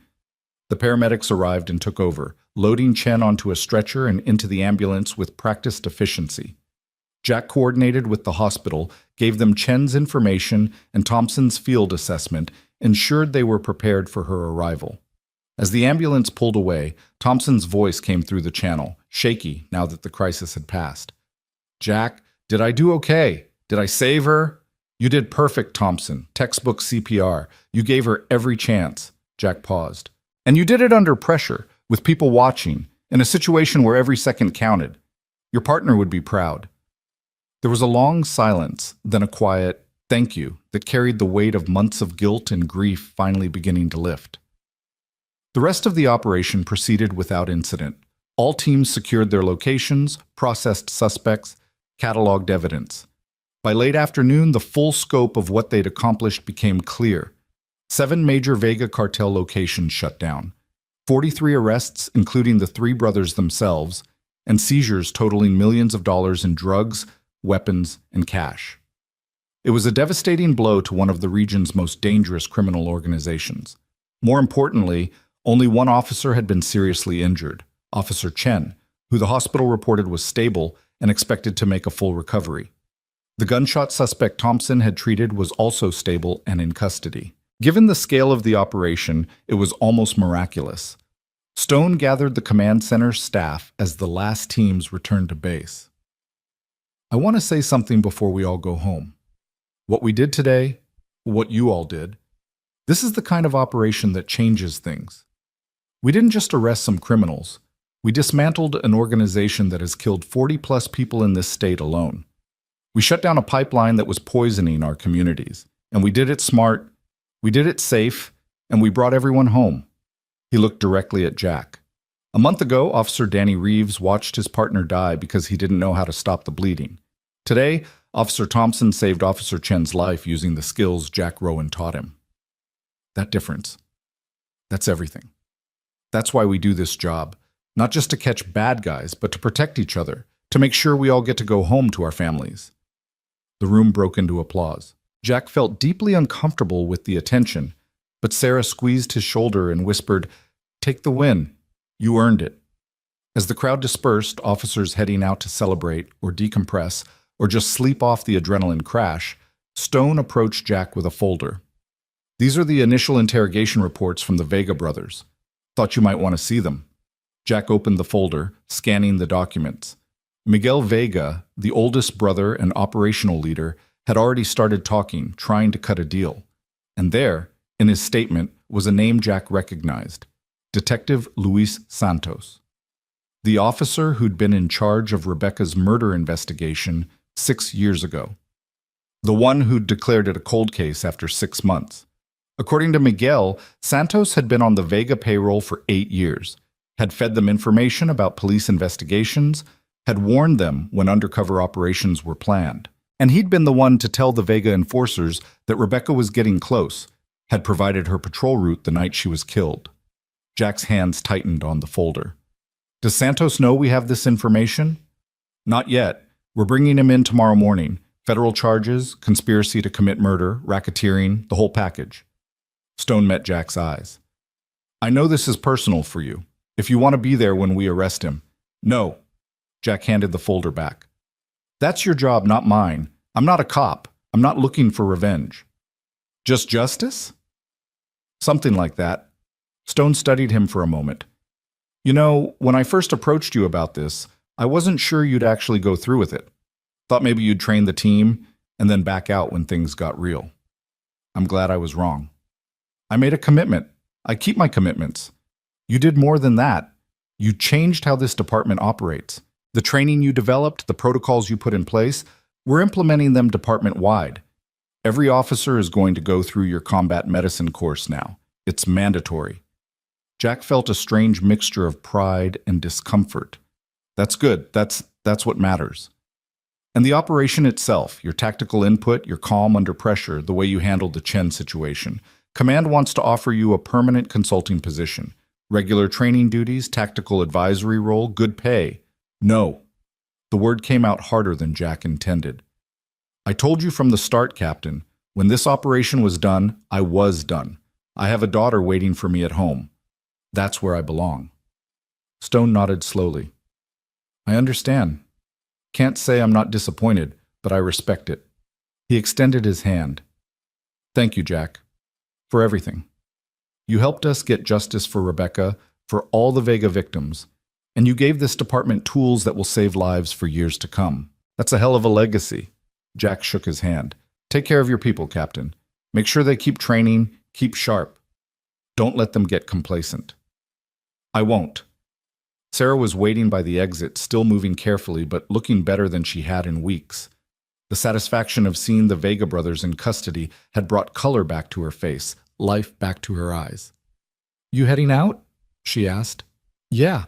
Long day. Jack, I wanted to say, what you did here, it was more than just training. You gave these officers confidence. You made them believe they could handle anything. That's not something you can teach from a manual. They already had it in them. I just helped them find it. Always so humble. She smiled. For what it's worth, I think Rebecca would be proud of you. Not just for taking down the people who killed her, but for the way you did it, with honor, with purpose, without losing yourself to anger. Jack thought about that. I almost did lose myself to it. 6 years ago, when she died, I wanted to hunt them down myself. Use everything the army taught me to make them pay.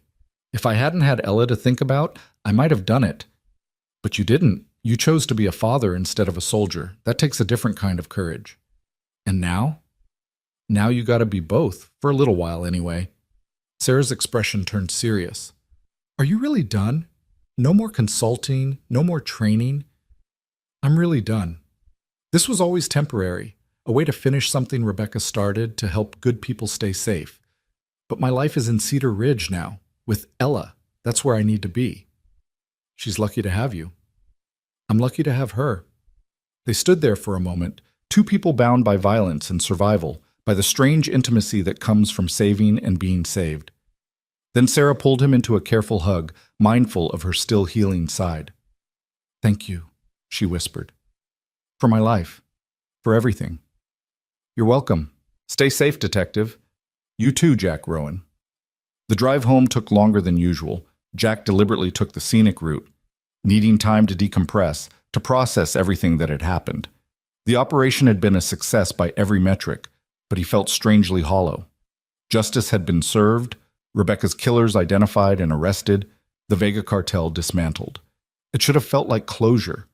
Instead, it felt like an ending, but not the one he'd expected. He'd spent 6 years trying to forget who he'd been, trying to bury the soldier and the medic and become just a father, just a normal man living a normal life. But the last month had proven that person was still there, would always be there. A part of him he couldn't erase, no matter how far he ran. The question was, what did he do with that now? Ella was at the kitchen table when he arrived, working on a science project with Margaret sitting beside her. Jack had called his mother-in-law that morning, before the operation, just in case. She'd driven up immediately, had stayed with Ella all day. Now she looked up at Jack with eyes that understood everything he didn't say. Daddy! Ella jumped up and ran to him, Grammy came to visit. I see that. Jack hugged her tight, feeling the simple, solid reality of her in his arms. This was what mattered. This was what was real. Margaret stood and moved to the living room, giving them space but keeping watch. She was a good woman, Jack thought. Rebecca had inherited her strength from somewhere. How was your day, sweetheart? Jack asked, setting Ella back down. Good. We learned about photosynthesis. Did you know plants can make their own food from sunlight? That's so cool. She grabbed his hand. How was teaching? It was good. We finished a big project today. Very successful. Are you going to keep teaching? Jack looked into his daughter's eyes, Rebecca's eyes, and saw trust there, uncomplicated and complete. No, baby. I'm done now. Back to regular work. Back to being home every night. Oh, she processed this. I liked that you were teaching. You were happy. The observation startled him. I was happy? Yeah, like more than usual. You smiled more. You seemed like, she searched for the word, like you seemed like you. Later, after Ella was in bed, Jack sat with Margaret on the porch, both of them holding coffee cups and watching the stars emerge. She's perceptive, Margaret said quietly. Always has been. Too perceptive sometimes. Jack, can I ask you something? Of course. Are you really done? Or are you just telling yourself that because you think it's what you should do? Jack was quiet for a long moment. I don't know. A month ago, I would have said I was done with that life forever. Now, I'm not sure anymore. What changed? I saved Sarah's life, trained those officers, helped take down the people who killed Rebecca. And it felt right, natural, like I was doing what I was supposed to be doing. He turned to look at her. But I have Ella. I can't keep putting myself in dangerous situations, can't keep being that person and still be the father she needs. Margaret set down her coffee cup. You know what Rebecca used to say? She said you could be a warrior and a father at the same time. That those things weren't opposites, they were complementary. You protect your family by being strong, by being skilled, by being someone who can handle danger when it comes. But she died being a warrior. No, she died being a cop. There's a difference. Margaret's voice was firm. She died protecting people, stopping bad guys, making the world safer. And yes, it cost her everything. But she chose that life knowing the risks because it mattered to her. You choosing to walk away from it, that's valid too. But don't walk away because you're afraid. Walk away because it's genuinely what you want. Jack thought about Officer Thompson performing CPR on Chen, thought about Danny Reeves finally finding redemption in training, thought about Sarah alive in a hospital bed instead of dead in a wrecked car. I don't know what I want, he admitted. Then don't decide tonight. Just keep the door open, that's all I'm saying. Margaret stood, patted his shoulder. I should go. Long drive back, but Jack, today, whatever you did, I'm proud of you. And Rebecca would be too. After she left, Jack sat on the porch for a long time, thinking about choices and consequences, about duty and family, about the space between who he'd been and who he wanted to become. His phone buzzed, a text from Captain Stone. Santos arrested, confessed to everything, full cooperation, thought you'd want to know. Another text, this one from Danny Reeves. Chen's awake, she's going to be fine. Thompson saved her life, just like you taught him. Thank you. Jack stared at the messages, feeling something shift inside him. He'd told Stone he was done, had meant it, had been ready to walk away forever. But maybe Margaret was right. Maybe this wasn't about choosing between being a warrior and being a father. Maybe it was about finding a way to be both. He looked up at the stars, at the vast, indifferent universe that had taken Rebecca from him and given him Ella, that had led him to that highway on that stormy night, that had brought him full circle to this moment. What do you think, Beck? He whispered to the darkness. What should I do? The stars didn't answer. They never did. But somewhere in his heart, in the place where Rebecca still lived, Jack thought he knew what she'd say. Do what matters. Help people. Stay true to who you are. He stood up, went inside, and looked in on Ella one more time. She was sleeping peacefully, clutching her rabbit, safe and loved and protected. Whatever he decided, whatever came next, she would always be his priority. always be his reason. But maybe, just maybe, there was room in his life for more than one purpose. Room to be a father and a teacher, a protector and a healer, a man who'd learned to save lives and wanted to keep doing it. He returned to his office and opened his laptop, pulled up a blank document, started writing. Combat Medicine Training Protocol for Law Enforcement, Advanced Course Curriculum. The words flowed easily, naturally. Jack worked through the night, designing a more comprehensive program, one that could be implemented across multiple departments, that could train not just officers but paramedics, security personnel, anyone who might need to save a life under pressure. When dawn broke, he had 30 pages of detailed curriculum, complete with practical exercises, assessment criteria, and equipment recommendations. It was good work, important work, work that mattered. Jack saved the document, sent it to Captain Stone with a brief note. For when you're ready to expand the program. No charge. Just make sure they learn it right. Then he closed the laptop, made breakfast for Ella, and got ready for a normal day. Construction work, homework help, dinner, bedtime stories. But he kept his tactical gear packed, kept his medical kit updated, kept his skills sharp. Just in case. Because Jack Rowan had learned something important over the last month. You could choose to walk away from the fight, but you couldn't choose for the fight to walk away from you. And when it came, when someone needed help, when lives hung in the balance, he wanted to be ready. Not as a soldier, not as a cop, but as someone who'd learned to save lives and refused to let that knowledge go to waste. As someone who understood that true strength wasn't about fighting. It was about knowing when to fight, when to teach, when to heal, and when to simply be present for the people who needed you most. Jack Rowan was done being a soldier, but he would never be done being a protector. And maybe, he thought, as he watched Ella eat her cereal and chatter about her day, that was enough. 2 weeks after the Vega operation, Jack was replacing rotted deck boards on the Henderson place when his phone rang. He didn't recognize the number, almost let it go to voicemail, but something made him answer.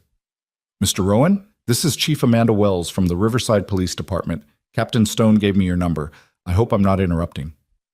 Jack wiped the sweat from his forehead, looking out at the view from the Hendersons' property, pine trees stretching to the horizon, the kind of peaceful scene that made you forget the world had dark corners. Not interrupting. What can I do for you, Chief? I heard about the training program you developed, about what happened with the Vega operation. I'd like to hire you to train my department. We're smaller than the state police, only 40 officers, but we've had 2 line-of-duty deaths in the last 3 years. Both were situations where better medical training might have made a difference. Jack set down his hammer. This was the 3rd call like this in 2 weeks. Word was spreading about what he'd done, about the curriculum he'd developed, about Officer Chen surviving, because Thompson knew what to do. Chief, I appreciate the interest, but I'm not really taking on new clients. The Vega operation was a special circumstance. Mr. Rowan, one of those officers who died was 23 years old, fresh out of the academy. He bled out from a leg wound while his partner tried to stop it with his bare hands. The other was a veteran, 15 years on the force, heart attack during a pursuit. Nobody knew CPR well enough to help him. Her voice was steady, but Jack could hear the pain underneath. I don't want to make that call to another family. I don't want to tell another wife her husband isn't coming home because we weren't prepared. Jack closed his eyes. He'd known this would happen. Success breeds attention. Attention breeds requests. Requests breed obligations. He told himself he was done, had meant it, but every call chipped away at that resolution. Because how did you say no to saving lives? Let me think about it, he said finally. Give me a few days. That's all I ask. Thank you, Mr. Rowan. That evening, after Ella was asleep, Jack sat in his office staring at the wall of memories. His silver star hung there beside Rebecca's academy photo, surrounded by commendations and unit photos and all the artifacts of a life he'd tried to leave behind. His phone showed 6 missed calls from other departments, 3 emails requesting training, and a voicemail from a hospital asking if he'd consider teaching their emergency room staff. The door creaked open behind him. Ella stood there in her pajamas, clutching her rabbit, her hair messy from sleep. Daddy, you okay? Jack turned, forced a smile.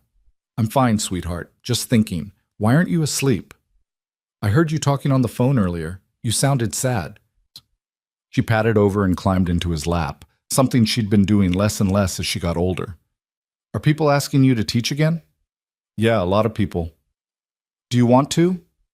It was such a simple question, but it cut right to the heart of everything Jack had been wrestling with. Did he want to?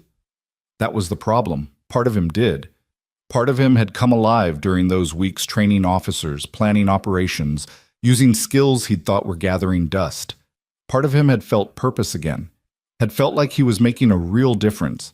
But another part of him just wanted to be here, in this small house, with this small girl, living this small quiet life where nobody got shot, and nobody died, and nobody needed him to be anything more than daddy. I don't know, baby. It's complicated. Ella was quiet for a moment, then said, At school, Mrs. Patterson says everyone has gifts, like special things they're really good at. And she says it's important to share your gifts with people who need them. She looked up at him with those serious eyes that were too old for 10. Teaching people how to save other people is a really good gift, Daddy. Jack felt his throat tighten. When did you get so wise? I've always been wise. You just don't always notice. She grinned, then grew serious again. I know you want to be here with me all the time, and I love that. But I also know you're really, really good at helping people. And maybe you can do both? Maybe. He hugged her close. You know I'll always put you first, right? No matter what. I know. That's why I'm not worried. She yawned. Can you tuck me back in? Of course. After settling Ella back into bed, Jack returned to his office and did something he hadn't done in 6 years. He opened the locked drawer at the bottom of his desk and pulled out Rebecca's journal, the one she'd kept during her investigation, the one that had been returned to him with her personal effects. He'd only read it once, right after her funeral, and the pain had been too raw to process. Now, with 6 years of distance and a month of reconnecting with that world, he opened it again. Rebecca's handwriting filled the pages, neat and precise, documenting evidence and leads and theories about the Vega cartel. But interspersed with the professional notes were personal observations, thoughts about the job, about life, about Jack and Ella. He found the entry dated 3 weeks before she died. Jack called today from Kandahar. He sounded tired, that deep tired that comes from seeing too much, doing too much.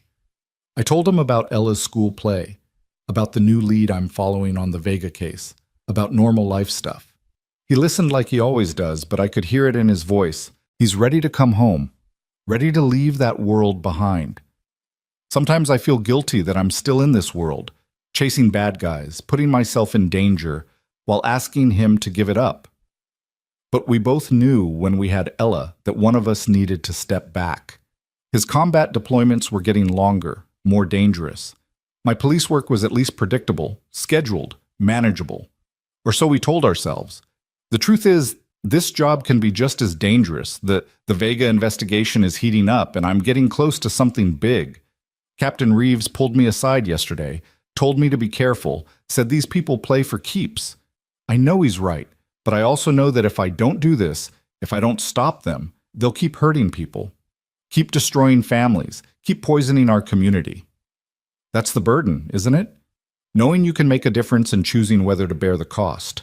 Jack's borne it for years in war zones. Now it's my turn to bear it here. I just hope I'm strong enough. Hope I'm smart enough. Hope I can finish this before... The entry ended there, unfinished. 3 weeks later, she was dead. Jack closed the journal carefully, his hands shaking. She'd known. On some level, she'd known how dangerous it was getting, had known the Vega cartel might come for her. But she'd kept going because it mattered. Because people needed her to be brave enough to face the darkness. Now people were asking him to do the same thing, not to face cartels or deploy to war zones, but to share what he knew, to help others survive the dangers he'd survived. Was that so different? His phone buzzed. A text from Captain Stone. Department ceremony next week. Recognizing officers from the Vega operation. Would mean a lot if you came. No pressure. Another text from Sarah. How are you holding up? I know you said you were done, but people keep talking about what you did. Hope you're not getting overwhelmed. And another from Danny Reeves. Thompson is doing great. He wants to become a full-time tactical medic now, says you inspired him. Thought you'd want to know. Jack stared at the messages, at Rebecca's journal, at the wall of memories. 3 different paths stretching before him. He could ignore the calls, decline the requests, go back to construction work and quiet evenings. He could accept every offer, train every department, become what they clearly wanted him to be. Or he could find something in between, a way to honor Rebecca's memory and his own skills without losing himself or Ella in the process. The next morning, Jack called Chief Wells back. "Chief, I've thought about your offer. I can't commit to regular training. I have responsibilities here. But I could do an intensive 2-week course, train your officers, and leave you with a complete curriculum you can maintain on your own. After that, I'm available for occasional consultation, but nothing more." "That would be perfect, Mr. Rowan. When can you start?" "I need to arrange care for my daughter. Give me 2 weeks to get things organized." Over the next few days, Jack developed a system. He'd train departments intensively for short periods, never more than 2 weeks at a time, never more than once a month. Margaret agreed to stay with Ella during those periods, and Ella seemed genuinely excited about spending more time with her grandmother. Jack would teach, consult, share his knowledge, but always come home. Always maintain the life he'd built. It wasn't perfect. It meant time away from Ella, time spent in that other world. But it was sustainable. It was a compromise between the man he'd been and the man he was trying to be. The department ceremony arrived on a crisp autumn evening. Jack wore the only suit he owned, uncomfortable in the collar and tie, wishing he could be anywhere else. But when Captain Stone had personally called to ask him to come, explaining what it would mean to the officers who'd been on the raid, Jack hadn't been able to refuse. The police headquarters conference room was packed with officers in dress uniforms, their families, and local officials. Jack stood near the back, trying to be inconspicuous, but people kept approaching him, shaking his hand, thanking him for the training. It was overwhelming and humbling in equal measure. Sarah found him before the ceremony started. She was in a dark blue dress, looking healthy and whole, the pale shadow of her near death completely gone. "You came," she said, smiling. Stone asked nicely. "He's good at that." She touched his arm. "How are you? I heard you're getting a lot of training requests."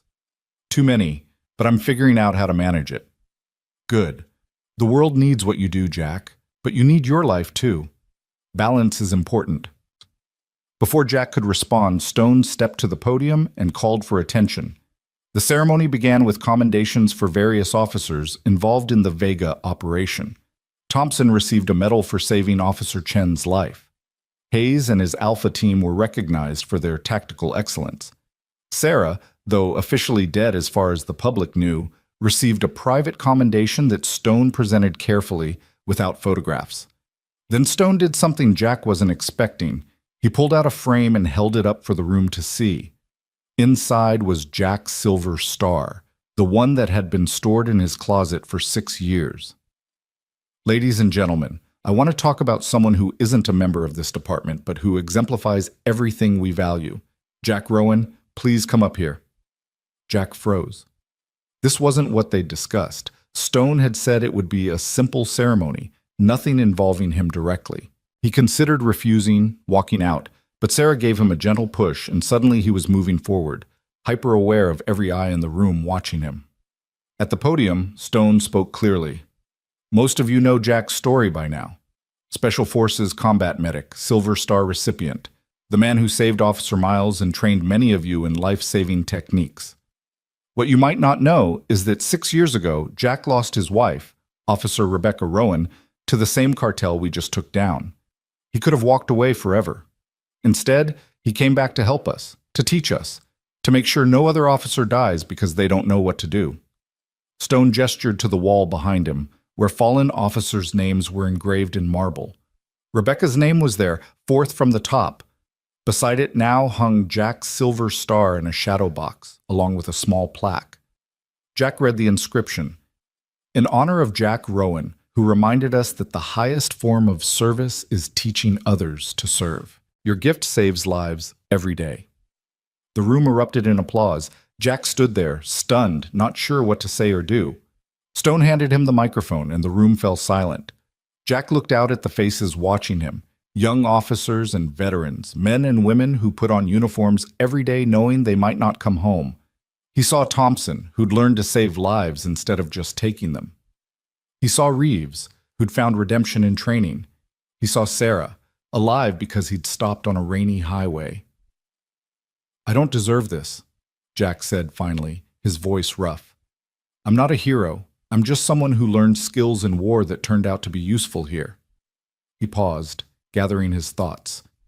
"But if this helps, if having my name on that wall reminds you to train hard and watch out for each other and never stop learning, then I'm honored. Rebecca would be honored too."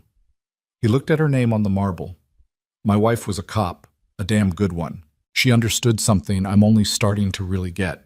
The courage isn't about not being afraid. It's about being afraid and doing the right thing anyway. She was afraid the night she died. I know that now. But she went anyway because people needed her. That's what you all do every day. You face danger because someone has to, because communities need protection, because good people don't run from evil." Jack's voice strengthened. "What I taught you, the medical skills, the tactics, that's just tools. Important tools, but still just tools. What really matters is the decision to use those tools, the decision to stop when someone needs help, the decision to run toward danger instead of away from it, the decision to be the person who makes a difference."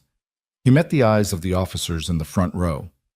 "Some of you will face situations where what I taught you might save a life. When that happens, when you're scared and tired and overwhelmed but you do it anyway, that's not me saving someone. That's you. That's your courage, your training, your choice to be the person who doesn't give up." Jack handed the microphone back to Stone and stepped away from the podium. The applause was deafening, but he barely heard it. He was looking at Rebecca's name, at his medal hanging beside it, thinking about the circle that had closed.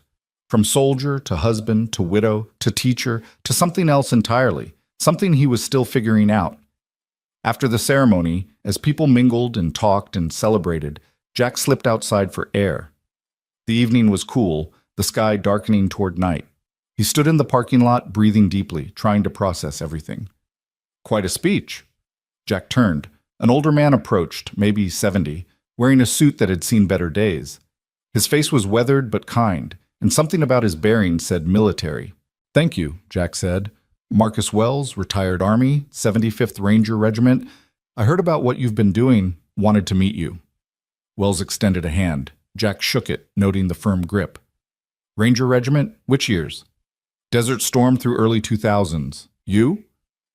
"Special Forces, 2009 through 2019, mostly Afghanistan, one tour in Iraq." Wells nodded slowly. "Different wars, same job. I was a medic too back in the day. Never got the fancy training you young guys got, but I learned enough to keep my buddies alive." He paused. "You know what the hardest part was for me? Coming home. Trying to be normal when I'd spent years being anything but." "Yeah," Jack said quietly. "I know that feeling. Took me 10 years to figure out I didn't have to choose between the two. Between being a soldier and being civilian. Between using my skills and having a family. I could do both, just differently." Wells gestured back at the building. "What you're doing here, teaching cops to save lives, that's finding you're different. That's taking what the military made you and giving it a new purpose." "It's complicated," Jack admitted. "I have a daughter, she's already lost her mother. I can't risk her losing me too. So don't. Teach from the sidelines, train people, share what you know without putting yourself in the line of fire." Wells smiled. "The war taught us how to kill and how to heal. We get to choose which one we keep doing in peacetime. You're choosing the right one." "It doesn't always feel right." "That's because it's still new. Give it time." Wells clapped him on the shoulder. "You're doing good work, son. Don't let anyone, including yourself, convince you otherwise." As Wells walked away, Jack felt some of the tension in his chest ease. Maybe this was okay. Maybe finding a middle path between his past and his present wasn't compromise. It was growth, evolution, becoming something more than he'd been without losing what made him valuable. He returned to the ceremony to find Ella and Margaret had arrived. Stone must have told them when to come. Ella ran to him, dress swirling, eyes bright. "Daddy, Captain Stone showed us your medal. It's so shiny." Jack picked her up, even though she was getting too big for it. "What are you doing here, sweetheart? This is boring adult stuff." Grammy said we should see you get recognized, that it was important. Ella wrapped her arms around his neck. I'm proud of you, Daddy. You help people. Over her shoulder, Jack saw Margaret watching them, a complex expression on her face, grief and pride and something like peace. She'd lost her daughter but gained a son-in-law who honored Rebecca's memory not with revenge but with service. Maybe that was enough. Maybe that was everything. The rest of the evening passed in a blur of conversations and congratulations. Officers wanted to share stories about the training, about situations where Jack's techniques had helped them. A young cop named Williams pulled him aside and showed him a photo of his newborn daughter. I responded to a car accident last week, Williams said. Driver was trapped, bleeding from a head wound. I used your techniques, pressure points, wound packing, kept him stable until the ambulance arrived. Doctor said I saved his life, Shem. He looked at the baby photo. That man gets to meet his daughter now because of what you taught me. So thank you. Really. Jack accepted the thanks, but inside he was thinking, I didn't save that man. Williams did. I just gave him the tools. The courage was his own. Late in the evening, after most people had left, Jack stood with Stone and Sarah in the nearly empty conference room. That went well, Stone said. The officers really respect you, Jack. They respect results. Thompson saving Chen, Williams saving that driver, that's what matters. Sarah smiled. You're never going to be comfortable with praise, are you? Not particularly. Well, get used to it. You're going to be hearing a lot more of it. Stone pulled out a folder. I've been contacted by 6 different departments wanting your training. 2 hospitals. The FBI field office. Hell, even the fire department wants to talk to you about tactical emergency medicine. Jack felt the walls closing in. That's too much, Captain. I told you. I know what you told me. And I'm not saying you have to accept every request, but you need to understand the impact you're having. The curriculum you developed isn't just helping individual officers. It's changing how departments think about tactical medicine. It's saving lives in ways we won't even know about for years. Stone's right, Sarah added. What you're doing matters, Jack. Really matters. Jack looked at his medal on the wall, at Rebecca's name beside it. He thought about Ella at home, about the life he'd built, about the balance he was trying to maintain. I'll do what I can, but on my terms. Short courses, limited engagement, always with the option to walk away if it becomes too much. That's all anyone can ask, Stone said. The drive home was quiet. Ella had fallen asleep in the back seat, and Margaret dozed in the passenger seat.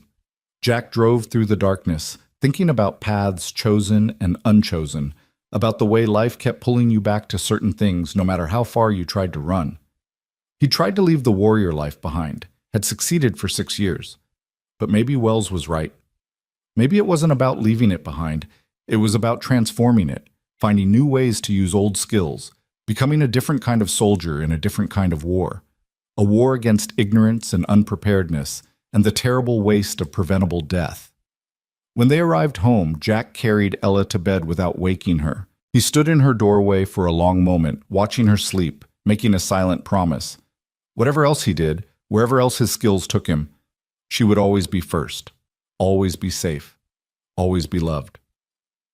In his office, Jack pulled up his training calendar. He'd committed to the Riverside Police Department starting next week. After that, there was a hospital in the city that wanted a 2-day intensive for their emergency room staff. Then another police department, smaller, rural, desperate for help. He could do this, could train and teach and share what he knew while still being Ella's father, while still having a life outside the war. It would take discipline, boundaries, constant balancing. But it was possible. His phone buzzed, a text from an unknown number. Mr. Rowan, my name is Jennifer Santos. My husband was the dirty cop you helped catch. I wanted to say thank you. He destroyed our family, but he destroyed other families too. What you did, helping stop the Vega cartel, it means justice for a lot of people, including my kids who deserve better than a father like that. Thank you for being one of the good ones. Jack stared at the message for a long time. He'd never thought about Santos having a family, having people who'd be hurt by his betrayal. But of course he did. Evil didn't just affect its direct victims, it rippled outward, touching everyone in its path. And good could ripple outward too. Every officer he trained might save a life. Every life saved affected families, communities, futures that wouldn't exist without that intervention. The math was impossible to calculate, but the principle was clear. Small actions, repeated consistently, created large changes. Jack typed back, "Thank you for reaching out. I hope you and your kids find peace. You deserve better." He set down the phone and opened Rebecca's journal one more time, flipping to the last entry she'd made, written the morning of the day she died. "Ella asked me this morning why I'm a police officer. She said her friend's mom works in an office and comes home every day at 5 o'clock, and why can't I do that? I told her some jobs are about making money, and some jobs are about making a difference. I told her that when bad people hurt good people, someone has to stop them, and I choose to be someone who stops them. She said, 'But what if the bad people hurt you?' I told her I'm very careful. I told her I have the best training and the best partners. I told her I always come home. I didn't tell her that last part might be a lie, that the Vega investigation is getting dangerous, that I might not always come home. But I will tell Jack tonight that if something happens to me, he needs to know it was worth it, that protecting people, stopping evil, making the world safer for our daughter, that's worth the risk. That's worth everything. I love him so much, love Ella so much, love this life we've built. But I love the job too, love knowing I make a difference. I just hope I'm good enough to do both. To be a cop and a mother, a warrior and a wife. I hope." The entry ended there, unfinished. Hours later, she'd been ambushed and killed. Jack closed the journal with tears on his face. She'd tried to do both, had paid the ultimate price, but she'd also lived fully, had made a real difference, had died doing work that mattered. He wouldn't make her mistake, wouldn't put himself in unnecessary danger, wouldn't risk leaving Ella the way Rebecca had. But he also wouldn't waste the skills he'd earned in blood and fire, wouldn't ignore the calls for help when he could answer them, wouldn't let Rebecca's death or her life be for nothing. On his computer, Jack created a new document, Rowan Training Protocols, Long-Term Implementation Strategy. He started outlining not just individual courses, but a complete system, training for trainers, self-sustaining programs that departments could maintain without him, certification standards that would ensure quality across multiple jurisdictions. He worked through the night, driven by purpose and memory and the knowledge that he'd finally found his path forward. Not the path he'd planned, not the path he'd expected, but a path that honored who he'd been, who Rebecca had been, and who he needed to become for Ella. As dawn broke, Jack saved the document and walked to Ella's room. She was stirring, almost awake. He sat on the edge of her bed and waited, her eyes opened. "Daddy?" "Morning, sweetheart. You're up early." "Couldn't sleep. Was thinking about things." "What things?" Jack smiled. "About how you were right, about how everyone has gifts and it's important to share them, about how maybe I can be your dad and still help other people." Ella sat up, immediately awake. "Does that mean you're going to keep teaching?" "Yeah, I think I am, but in a way that means I'm still here for you, still home most of the time. Does that sound okay?" She threw her arms around him. "That sounds perfect." And maybe, Jack thought, holding his daughter as morning light filled the room. Maybe it was. 1 year. That's how long it had been since Jack pulled Sarah Miles from a burning wreck on Highway 47. 1 year since he'd walked back into the world he'd tried to leave behind. 1 year since everything changed. Jack stood in the parking lot of his new building, a modest 2-story structure on the edge of Cedar Ridge that he'd purchased 3 months ago. The sign above the door read Rowan First Response Training in simple black letters. Nothing fancy, nothing flashy, just a statement of purpose. Inside, the main floor had been converted into a training facility, practice dummies, medical equipment, a small classroom area with whiteboards and projectors. The second floor was office space where Jack handled the administrative side of things he'd never imagined running. A business. His business. Teaching people to save lives. It wasn't what he'd planned. But then, the best things rarely were. His phone buzzed, a text from Sarah. Running 5 minutes late, traffic. She was coming up for a visit, the first time she'd been to Cedar Ridge since the Vega operation. They'd stayed in touch over the year. Occasional texts, a few phone calls, the kind of connection that forms between people who've shared life and death moments. She'd been promoted to detective, was leading the ongoing investigation into what remained of the Vega network. Turned out, taking down the brothers was just the beginning. But that was her fight now, not his. Jack walked back inside, checking the training room one more time. Everything was ready for Monday's class, 15 paramedics from the county hospital system, all wanting to learn advanced trauma care. After that, a week-long intensive with the SWAT team from upstate. Then a weekend course for civilian first responders. The calendar was full for the next 6 months. It had grown faster than he'd expected. Word of mouth mostly. Departments and hospitals telling each other about the former Special Forces medic who developed a training program that actually worked. Jack had turned down more requests than he'd accepted, maintaining the boundaries he'd set. Nothing that took him away from Ella for more than a week. Nothing that put him in the field. Nothing that crossed the line from teacher to operator. The door opened and Ella bounded in, backpack bouncing, her 11-year-old energy filling the space. Margaret followed at a more sedate pace, carrying grocery bags. "Daddy, can I help set up for Monday's class? Don't you have homework? Did it at Grammy's, please. I want to learn the new dummy setup." Jack smiled. Over the past year, Ella had become increasingly interested in his work. She'd learned basic first aid, could recite the steps for CPR, knew the difference between arterial and venous bleeding. It worried him sometimes. She was too young to be thinking about trauma and death. But she approached it with the same curiosity she brought to everything else, and he couldn't deny the pride he felt watching her learn. "Okay, but just for an hour. Then dinner."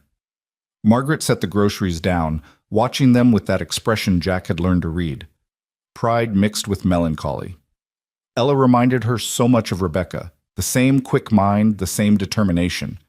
But there was Jack in her too, the calm under pressure, the quiet strength. "I'll start dinner," Margaret said. "You two play with your medical equipment." She said it teasingly, but Jack knew what she meant. This was healing for all of them. The training center wasn't just a business. It was a memorial, a continuation of Rebecca's work in a different form.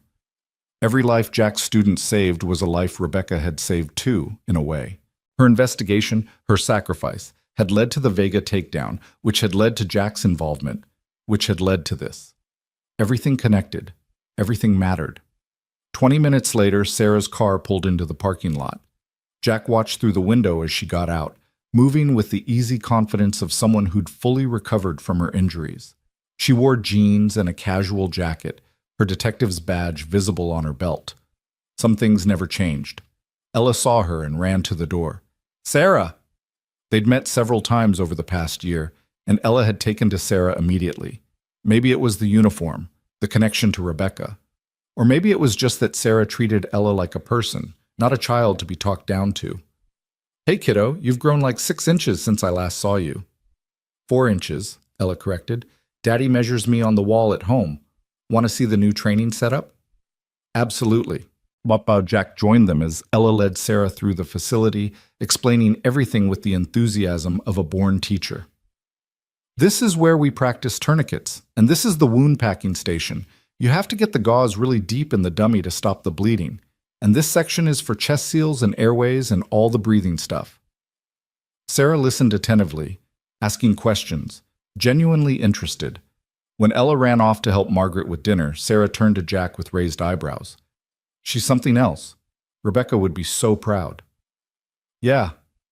Jack felt the familiar ache that came with Rebecca's name. It was softer now, after a year, but still there. Still real. "She wants to be a paramedic when she grows up, or maybe a doctor. Changes every week. Whatever she becomes, she'll be good at it. She's got the right instincts." Sarah walked slowly through the training room, taking it all in. "This is impressive, Jack. Really impressive. You've built something important here. It's needed, that's all. It's more than needed, it's transformative." She stopped in front of a wall where Jack had mounted photos, officers and paramedics and first responders who'd used his training to save lives in the field. There were dozens of them now, each with a small card describing the incident. "This is your legacy. Every one of these people is alive because you taught someone what to do." Jack looked at the wall, feeling the weight of it. "They're alive because someone made the choice to help. I just provided the tools." "Always so humble," Sarah smiled. "You know the whole department still talks about you, right? about the Vega operation, the training, everything. You changed how we think about tactical medicine. How's the investigation going? You getting the rest of them? Sarah's expression hardened slightly. We're making progress. The Vega brothers are cooperating, trying to reduce their sentences. We've rolled up most of their distribution network, arrested another 30 people in the last 6 months, but it's like pulling weeds. You get some, more grow back. That's the nature of it. I know, but we're making a difference. That's what matters. She pulled out her phone, showed him a photo of a young woman in a graduation gown. Recognize her? Jack studied the photo. Something familiar in the eyes, the smile. Then it clicked. Chen. Officer Chen. Yep. She decided to go back to school, become a nurse. Says surviving that heart attack made her realize she wanted to save lives, not just enforce laws. She starts her nursing program next month. That's good. Really good. She wanted me to tell you thank you. Said if you and Thompson hadn't known what to do, she wouldn't be here to make this choice. They were interrupted by Margaret calling them for dinner. The meal was relaxed, comfortable. Ella chattering about school and friends, Margaret asking Sarah about her work, Jack content to listen and eat. This was what family felt like, he realized. Not just blood relations, but people who'd been through fire together and came out the other side. After dinner, after Ella went to do her reading homework, the 3 adults sat on the back deck watching the sun set over the pine forest. Margaret excused herself after a while, leaving Jack and Sarah alone with their coffee. There's another reason I came up here, Sarah said after a long silence. Something I wanted to tell you in person. Jack waited, sensing the weight behind her words. They caught him. The man who actually pulled the trigger on Rebecca. His name is Victor Ruiz, former Vega enforcer. He fled to Mexico after the hit, but the Federales picked him up 3 weeks ago on unrelated charges. Once they identified him, we extradited him. He's in custody now, facing murder charges. Jack's hands tightened on his coffee mug. For 6 years, he'd lived with the knowledge that his wife's killers were out there, unpunished. The Vega brothers had ordered the hit, and they were in prison now, but the actual shooter had remained a ghost, a name without a face. Until now. When's the trial? His voice was steady, but Sarah knew him well enough to hear what lay beneath. 6 months, probably. The evidence is solid. Miguel Vega gave us everything, confirmed Ruiz was the shooter. Plus we have ballistics, witness statements, the whole package. He's going away for life, Jack. No deals, no parole. Jack was quiet for a long time, processing. He'd imagined this moment countless times over the years. The moment they'd catch Rebecca's killer, the moment justice would finally be served. He'd thought he'd feel rage, or satisfaction, or closure. Instead, he felt something more complex. Sadness mixed with relief, grief mixed with acceptance. Thank you for telling me. Thank you for... Do you want to be there for the trial? Did he? Jack thought about sitting in a courtroom, watching the man who'd killed Rebecca. Thought about Ella, about what it would mean to dive back into that pain. Thought about the life he'd built, the peace he'd found. No, he said finally. I trust you to make sure justice is done. I don't need to be there for that. Sarah looked surprised. You're sure? This is the man who took Rebecca from you, from Ella. I know who he is, but sitting in a courtroom watching his trial won't bring her back. Won't change anything. Jack met her eyes. Rebecca's been gone for 6 years. I've spent this last year honoring her memory by doing work that matters, by teaching people to save lives the way she tried to save lives. That's my closure, not revenge, not watching some killer get sentenced. You've come a long way, Sarah said softly. When I first met you, when you pulled me from that car, you were still running from your past. Now, you've made peace with it. I don't know about peace, but acceptance maybe. Understanding that I can't change what happened can only change what happens next. He gestured toward the training center.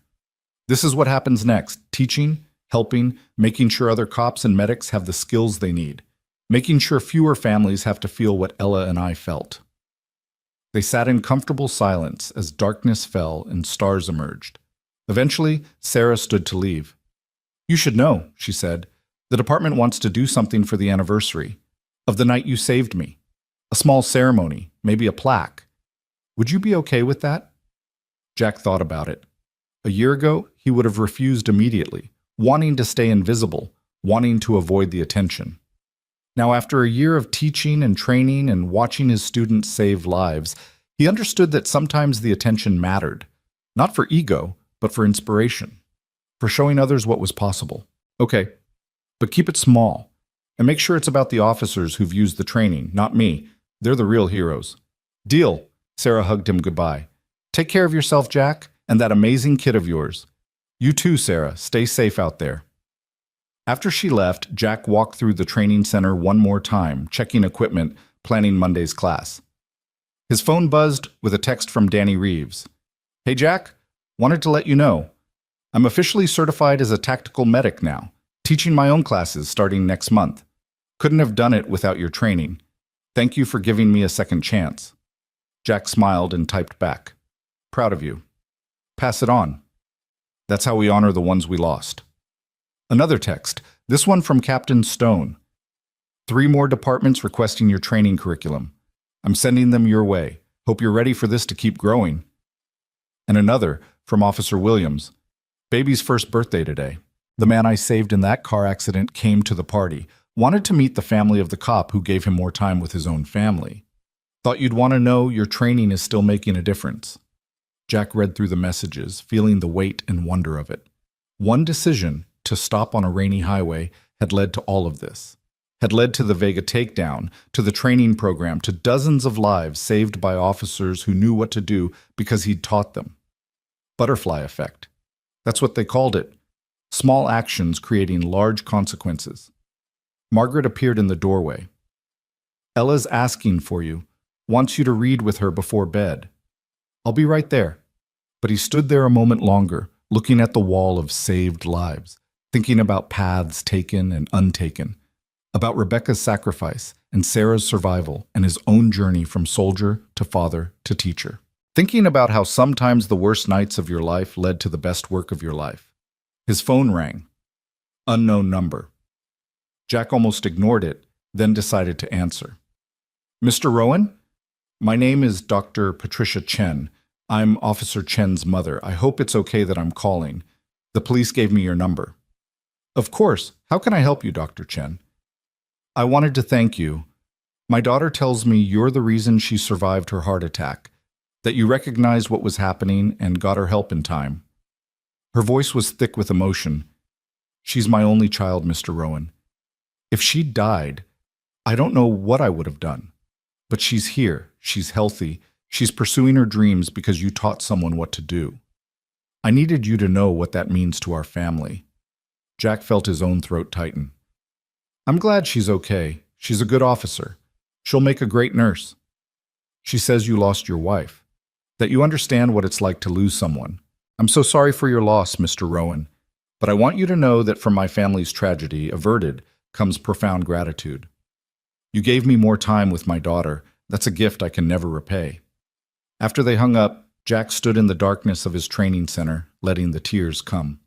Happy tears, sad tears, grateful tears. All of it mixed together in the complex emotional calculus of a life lived in service to others.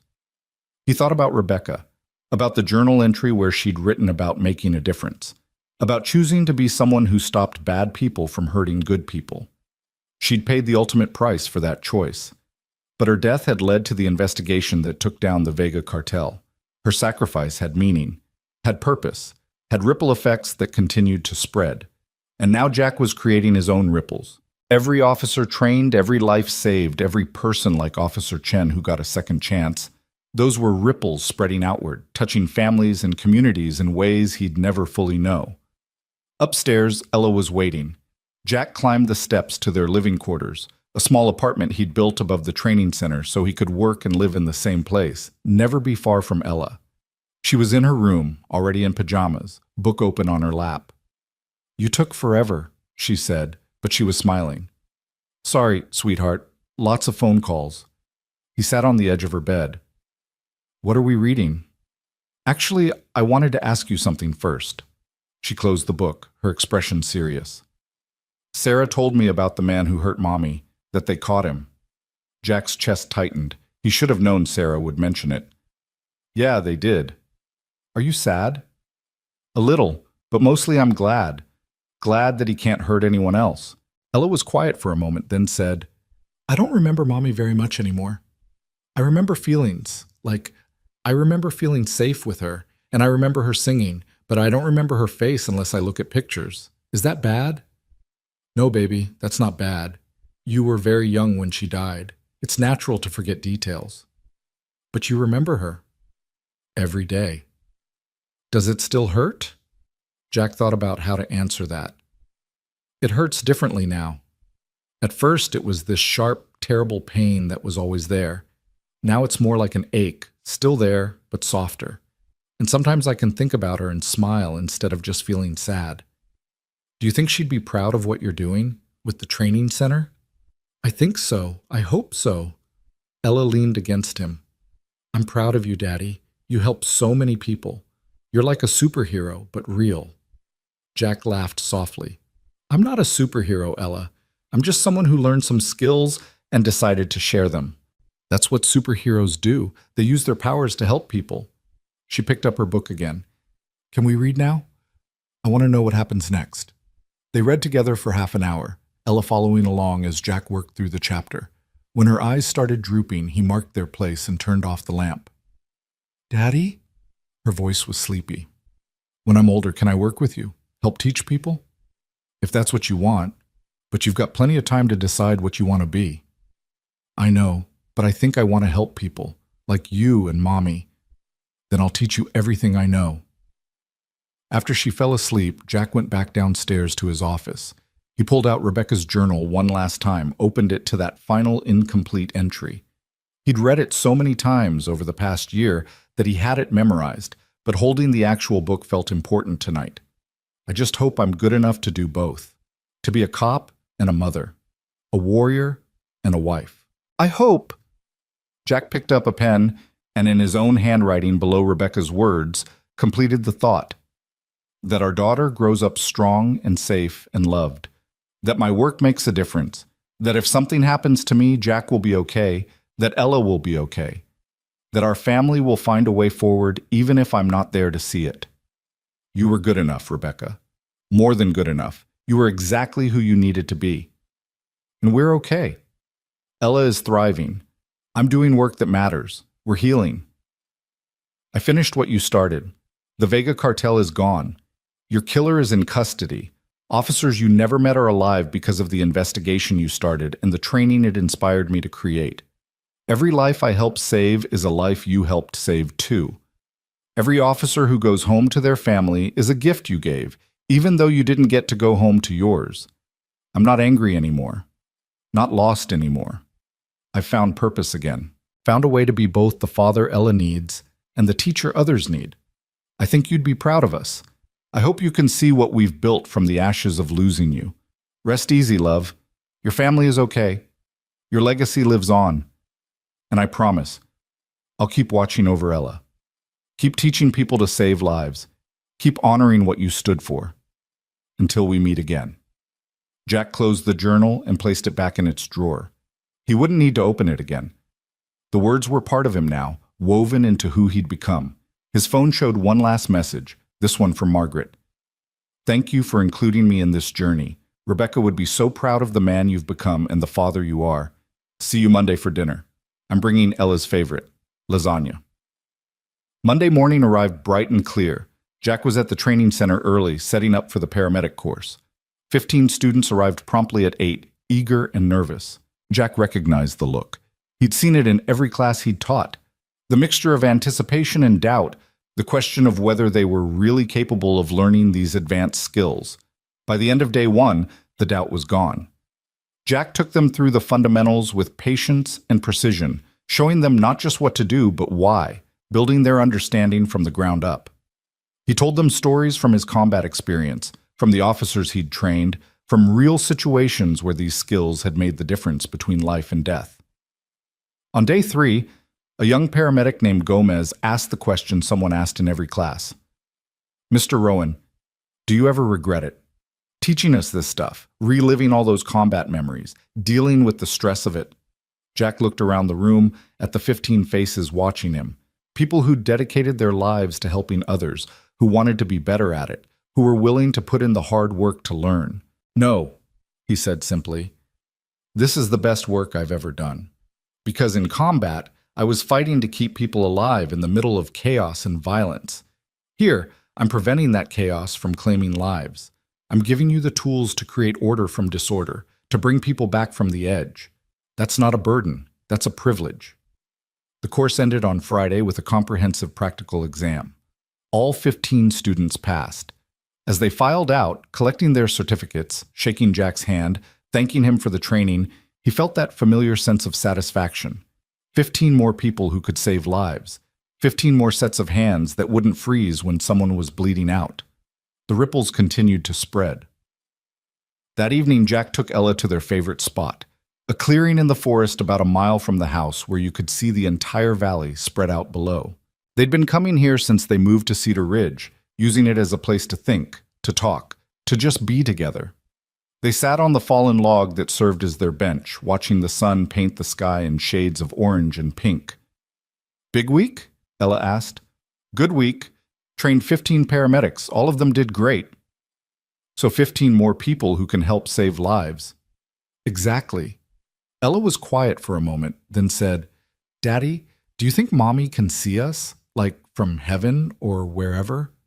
Jack wasn't particularly religious, had seen too much death to have simple answers about the afterlife, but he knew what Ella needed to hear, and it was also what he chose to believe. I think she can. I think she's proud of us. I talk to her sometimes, in my head. Tell her about school and stuff. Is that weird? Not at all. I talk to her too sometimes.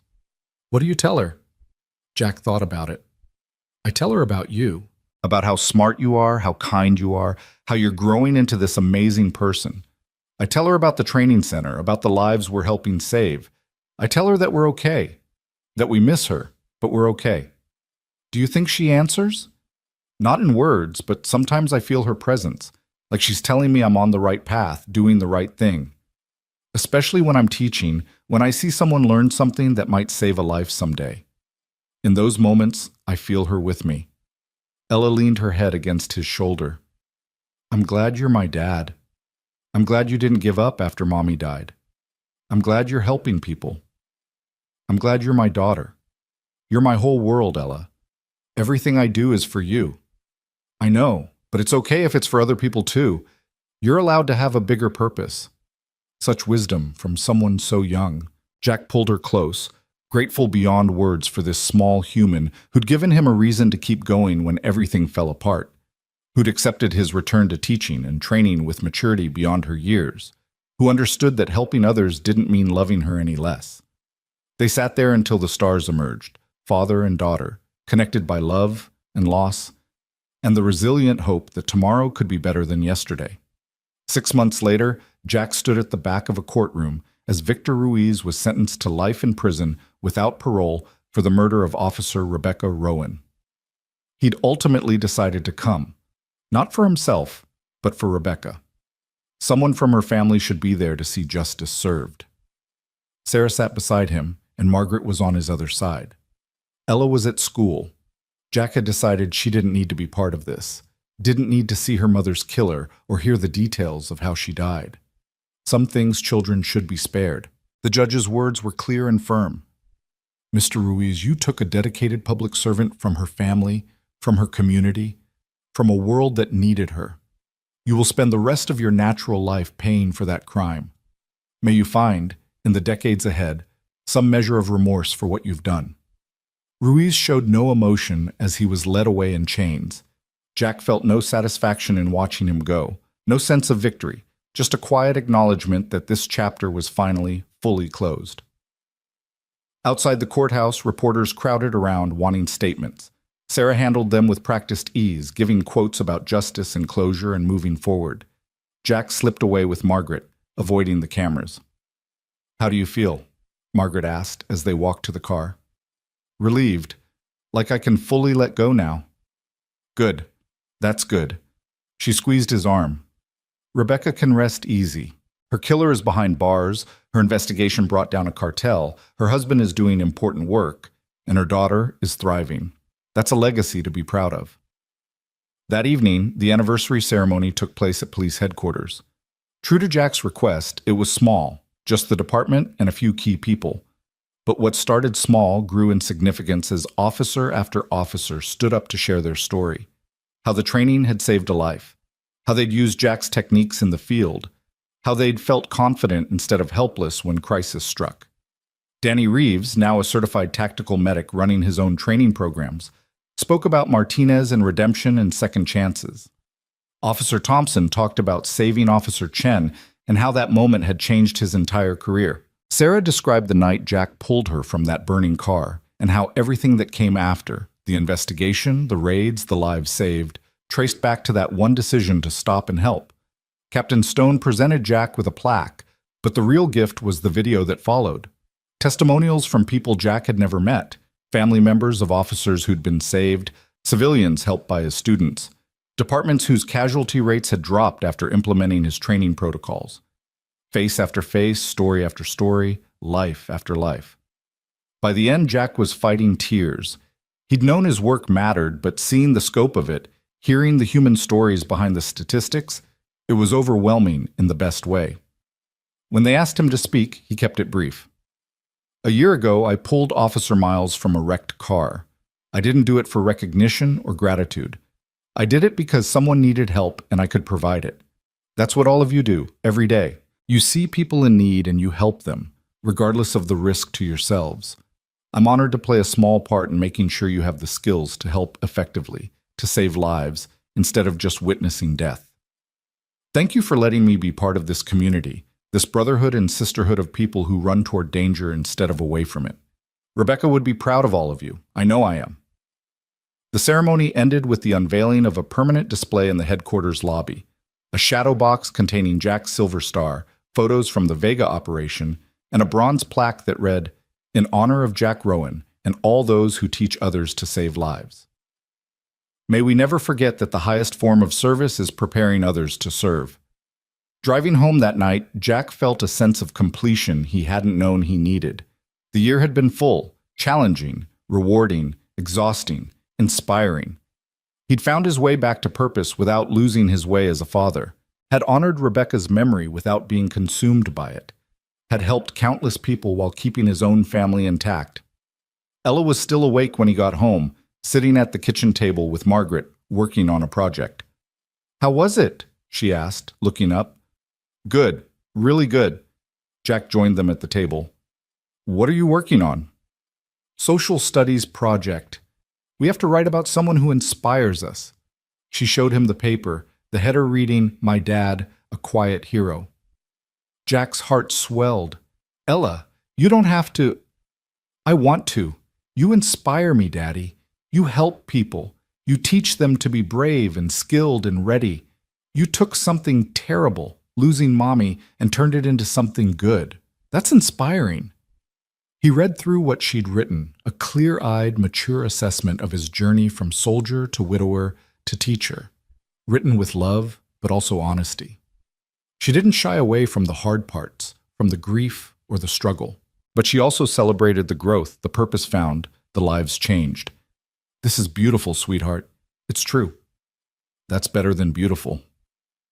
After Margaret left and Ella went to bed, Jack sat in his office one final time, looking at the year behind him and the years ahead.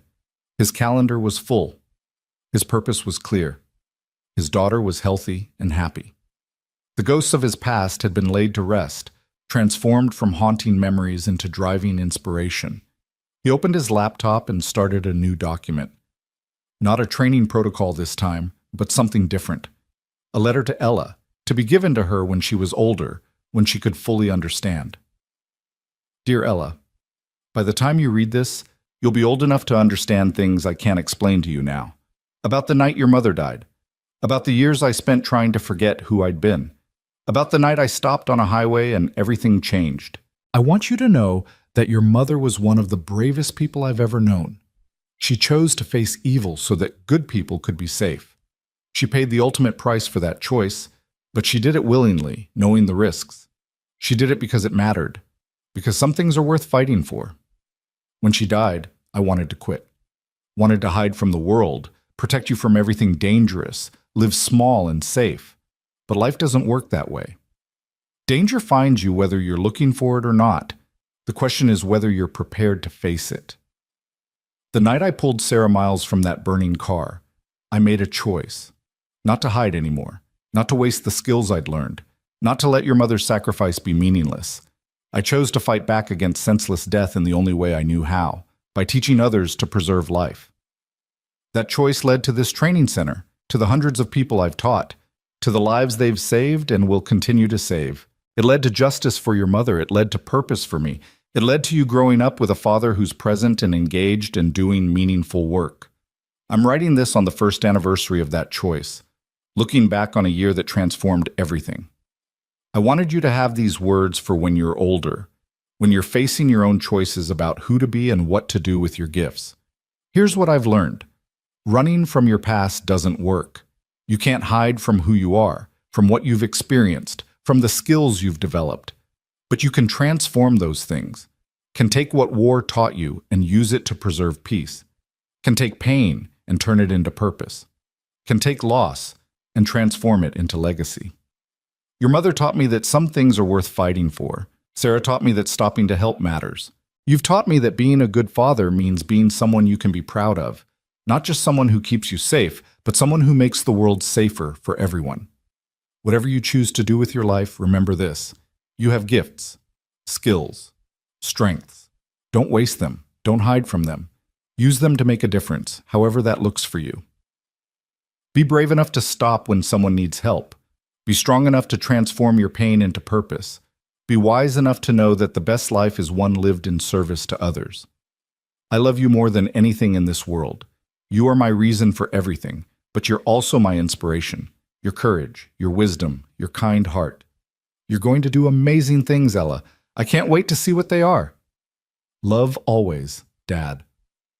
Jack saved the letter and closed the laptop. Outside, the night was clear and still, stars brilliant overhead. Somewhere out there, officers were on patrol, paramedics were responding to calls, first responders were facing crisis situations, and some of them, maybe many of them, had the skills they needed because Jack had taught them, because he'd stopped on that highway, because he'd chosen purpose over safety, engagement over hiding. His phone buzzed one last time, a text from a number he didn't recognize with a photo attached. The photo showed a young man in a hospital bed, smiling, surrounded by family. The message read, "Mr. Rowan, you don't know me, but I'm the man Officer Williams saved last year using your training. I just became a grandfather. Wanted you to know that I'm here to meet my first grandchild because you taught someone what to do. Thank you for giving me more time. Robert Chen." Jack stared at the photo for a long moment, then saved it to the album he kept of all such messages. Another life, another family, another ripple spreading outward from that night on the highway. He walked upstairs to check on Ella one more time. She was fast asleep, peaceful and safe, dreaming whatever dreams 11-year-olds dream. Jack stood in her doorway, watching her breathe, feeling the profound gratitude that comes from knowing you've found your way through the darkness. The black bracelet he'd worn for 6 years, never leave a fallen, no longer hung from his rearview mirror. He'd retired it 6 months ago, had placed it in the shadow box with his silver star and Rebecca's photo. Not because he'd forgotten the promise it represented, but because he'd fulfilled it. Had kept faith with the fallen by honoring their sacrifice, by doing work that mattered, by refusing to let death have the final word. He didn't need a bracelet to remind him anymore. The promise was woven into who he'd become: teacher, healer, father, protector. Someone who stopped when others needed help. Someone who transformed tragedy into training, loss into legacy, grief into growth. Jack walked back to his own room but paused at the window overlooking the training center. The building was dark now, waiting for Monday's class, for the next group of students, for the next lives that would be changed and saved. His life's work, contained in that simple structure. No, not contained, spreading outward from it, carried by every student who walked through those doors and took Jack's teachings into the world. Carried by Officer Thompson and Danny Reeves and all the others who were now teaching their own students. Carried by the families who didn't lose loved ones because someone knew what to do. Carried forward into a future Jack would never fully see, but had helped create. He thought about Rebecca, about the woman who'd chosen courage over safety and paid the ultimate price. About Sarah, who'd survived against the odds. About Ella, growing up strong and wise and kind. About Margaret, who'd lost her daughter but gained a son-in-law dedicated to honoring that loss. About the web of connections, the network of lives touching lives, all because of choices made in crucial moments. Everything connected. Everything mattered. Every decision to stop, to help, to teach, to love, all of it rippling outward in ways you could never fully calculate or comprehend. Jack Rowan had been a soldier, a medic, a husband, a widower, a father, and now a teacher. But more than any label, he was simply someone who'd learned that the purpose of survival was to help others survive, that the gift of skills was the obligation to share them, that the aftermath of loss was the opportunity for meaning. He'd started that rainy night 1 year ago as a man trying to hide from his past. He'd become someone who'd transformed that past into purpose, who'd found a way to be both the father Ella needed and the teacher the world needed. And in doing that, he'd discovered something profound. You don't have to choose between taking care of your family and taking care of the world. Sometimes the best way to protect the people you love is to make the world around them safer for everyone. Jack climbed into bed, exhausted but content, and let sleep take him. His dreams were peaceful for the first time in years. No nightmares of combat or loss, just quiet images of the training center, of students learning, of lives being saved in emergency rooms and patrol cars and accident scenes across the country. In the morning, he'd wake up and start again. More classes to teach, more students to train, more lives to impact in ways both seen and unseen. The work would continue, the ripples would spread, the legacy would grow. But tonight, Jack Rowan slept the sleep of a man who'd found his way home, not to a place, but to a purpose, who'd discovered that the highest form of service wasn't fighting or teaching or saving lives, but simply being present when you were needed and prepared when the moment came. He'd kept his promise. He'd never left the fallen behind. He'd honored Rebecca's sacrifice by refusing to let death win, by choosing life and purpose and meaning over grief and hiding and fear. And in doing so, he'd found something he never expected: peace. Not the absence of pain, but the presence of purpose strong enough to transform that pain into something beautiful. The stars wheeled overhead, indifferent and eternal. Below them, in a small house in Cedar Ridge, a father slept beside his daughter's room, both of them safe, both of them loved, both of them part of a story that was larger than themselves, a story of courage and sacrifice and the unbreakable human capacity to find light in darkness. The story of a single dad who found a dying cop and in saving her life, saved his own. The story of a warrior who became a teacher. The story of a man who learned that the greatest strength isn't the ability to fight, but the wisdom to know when to fight, when to teach, when to heal, and when to simply be present for the people who need you most. And in the end, that was enough. That was everything.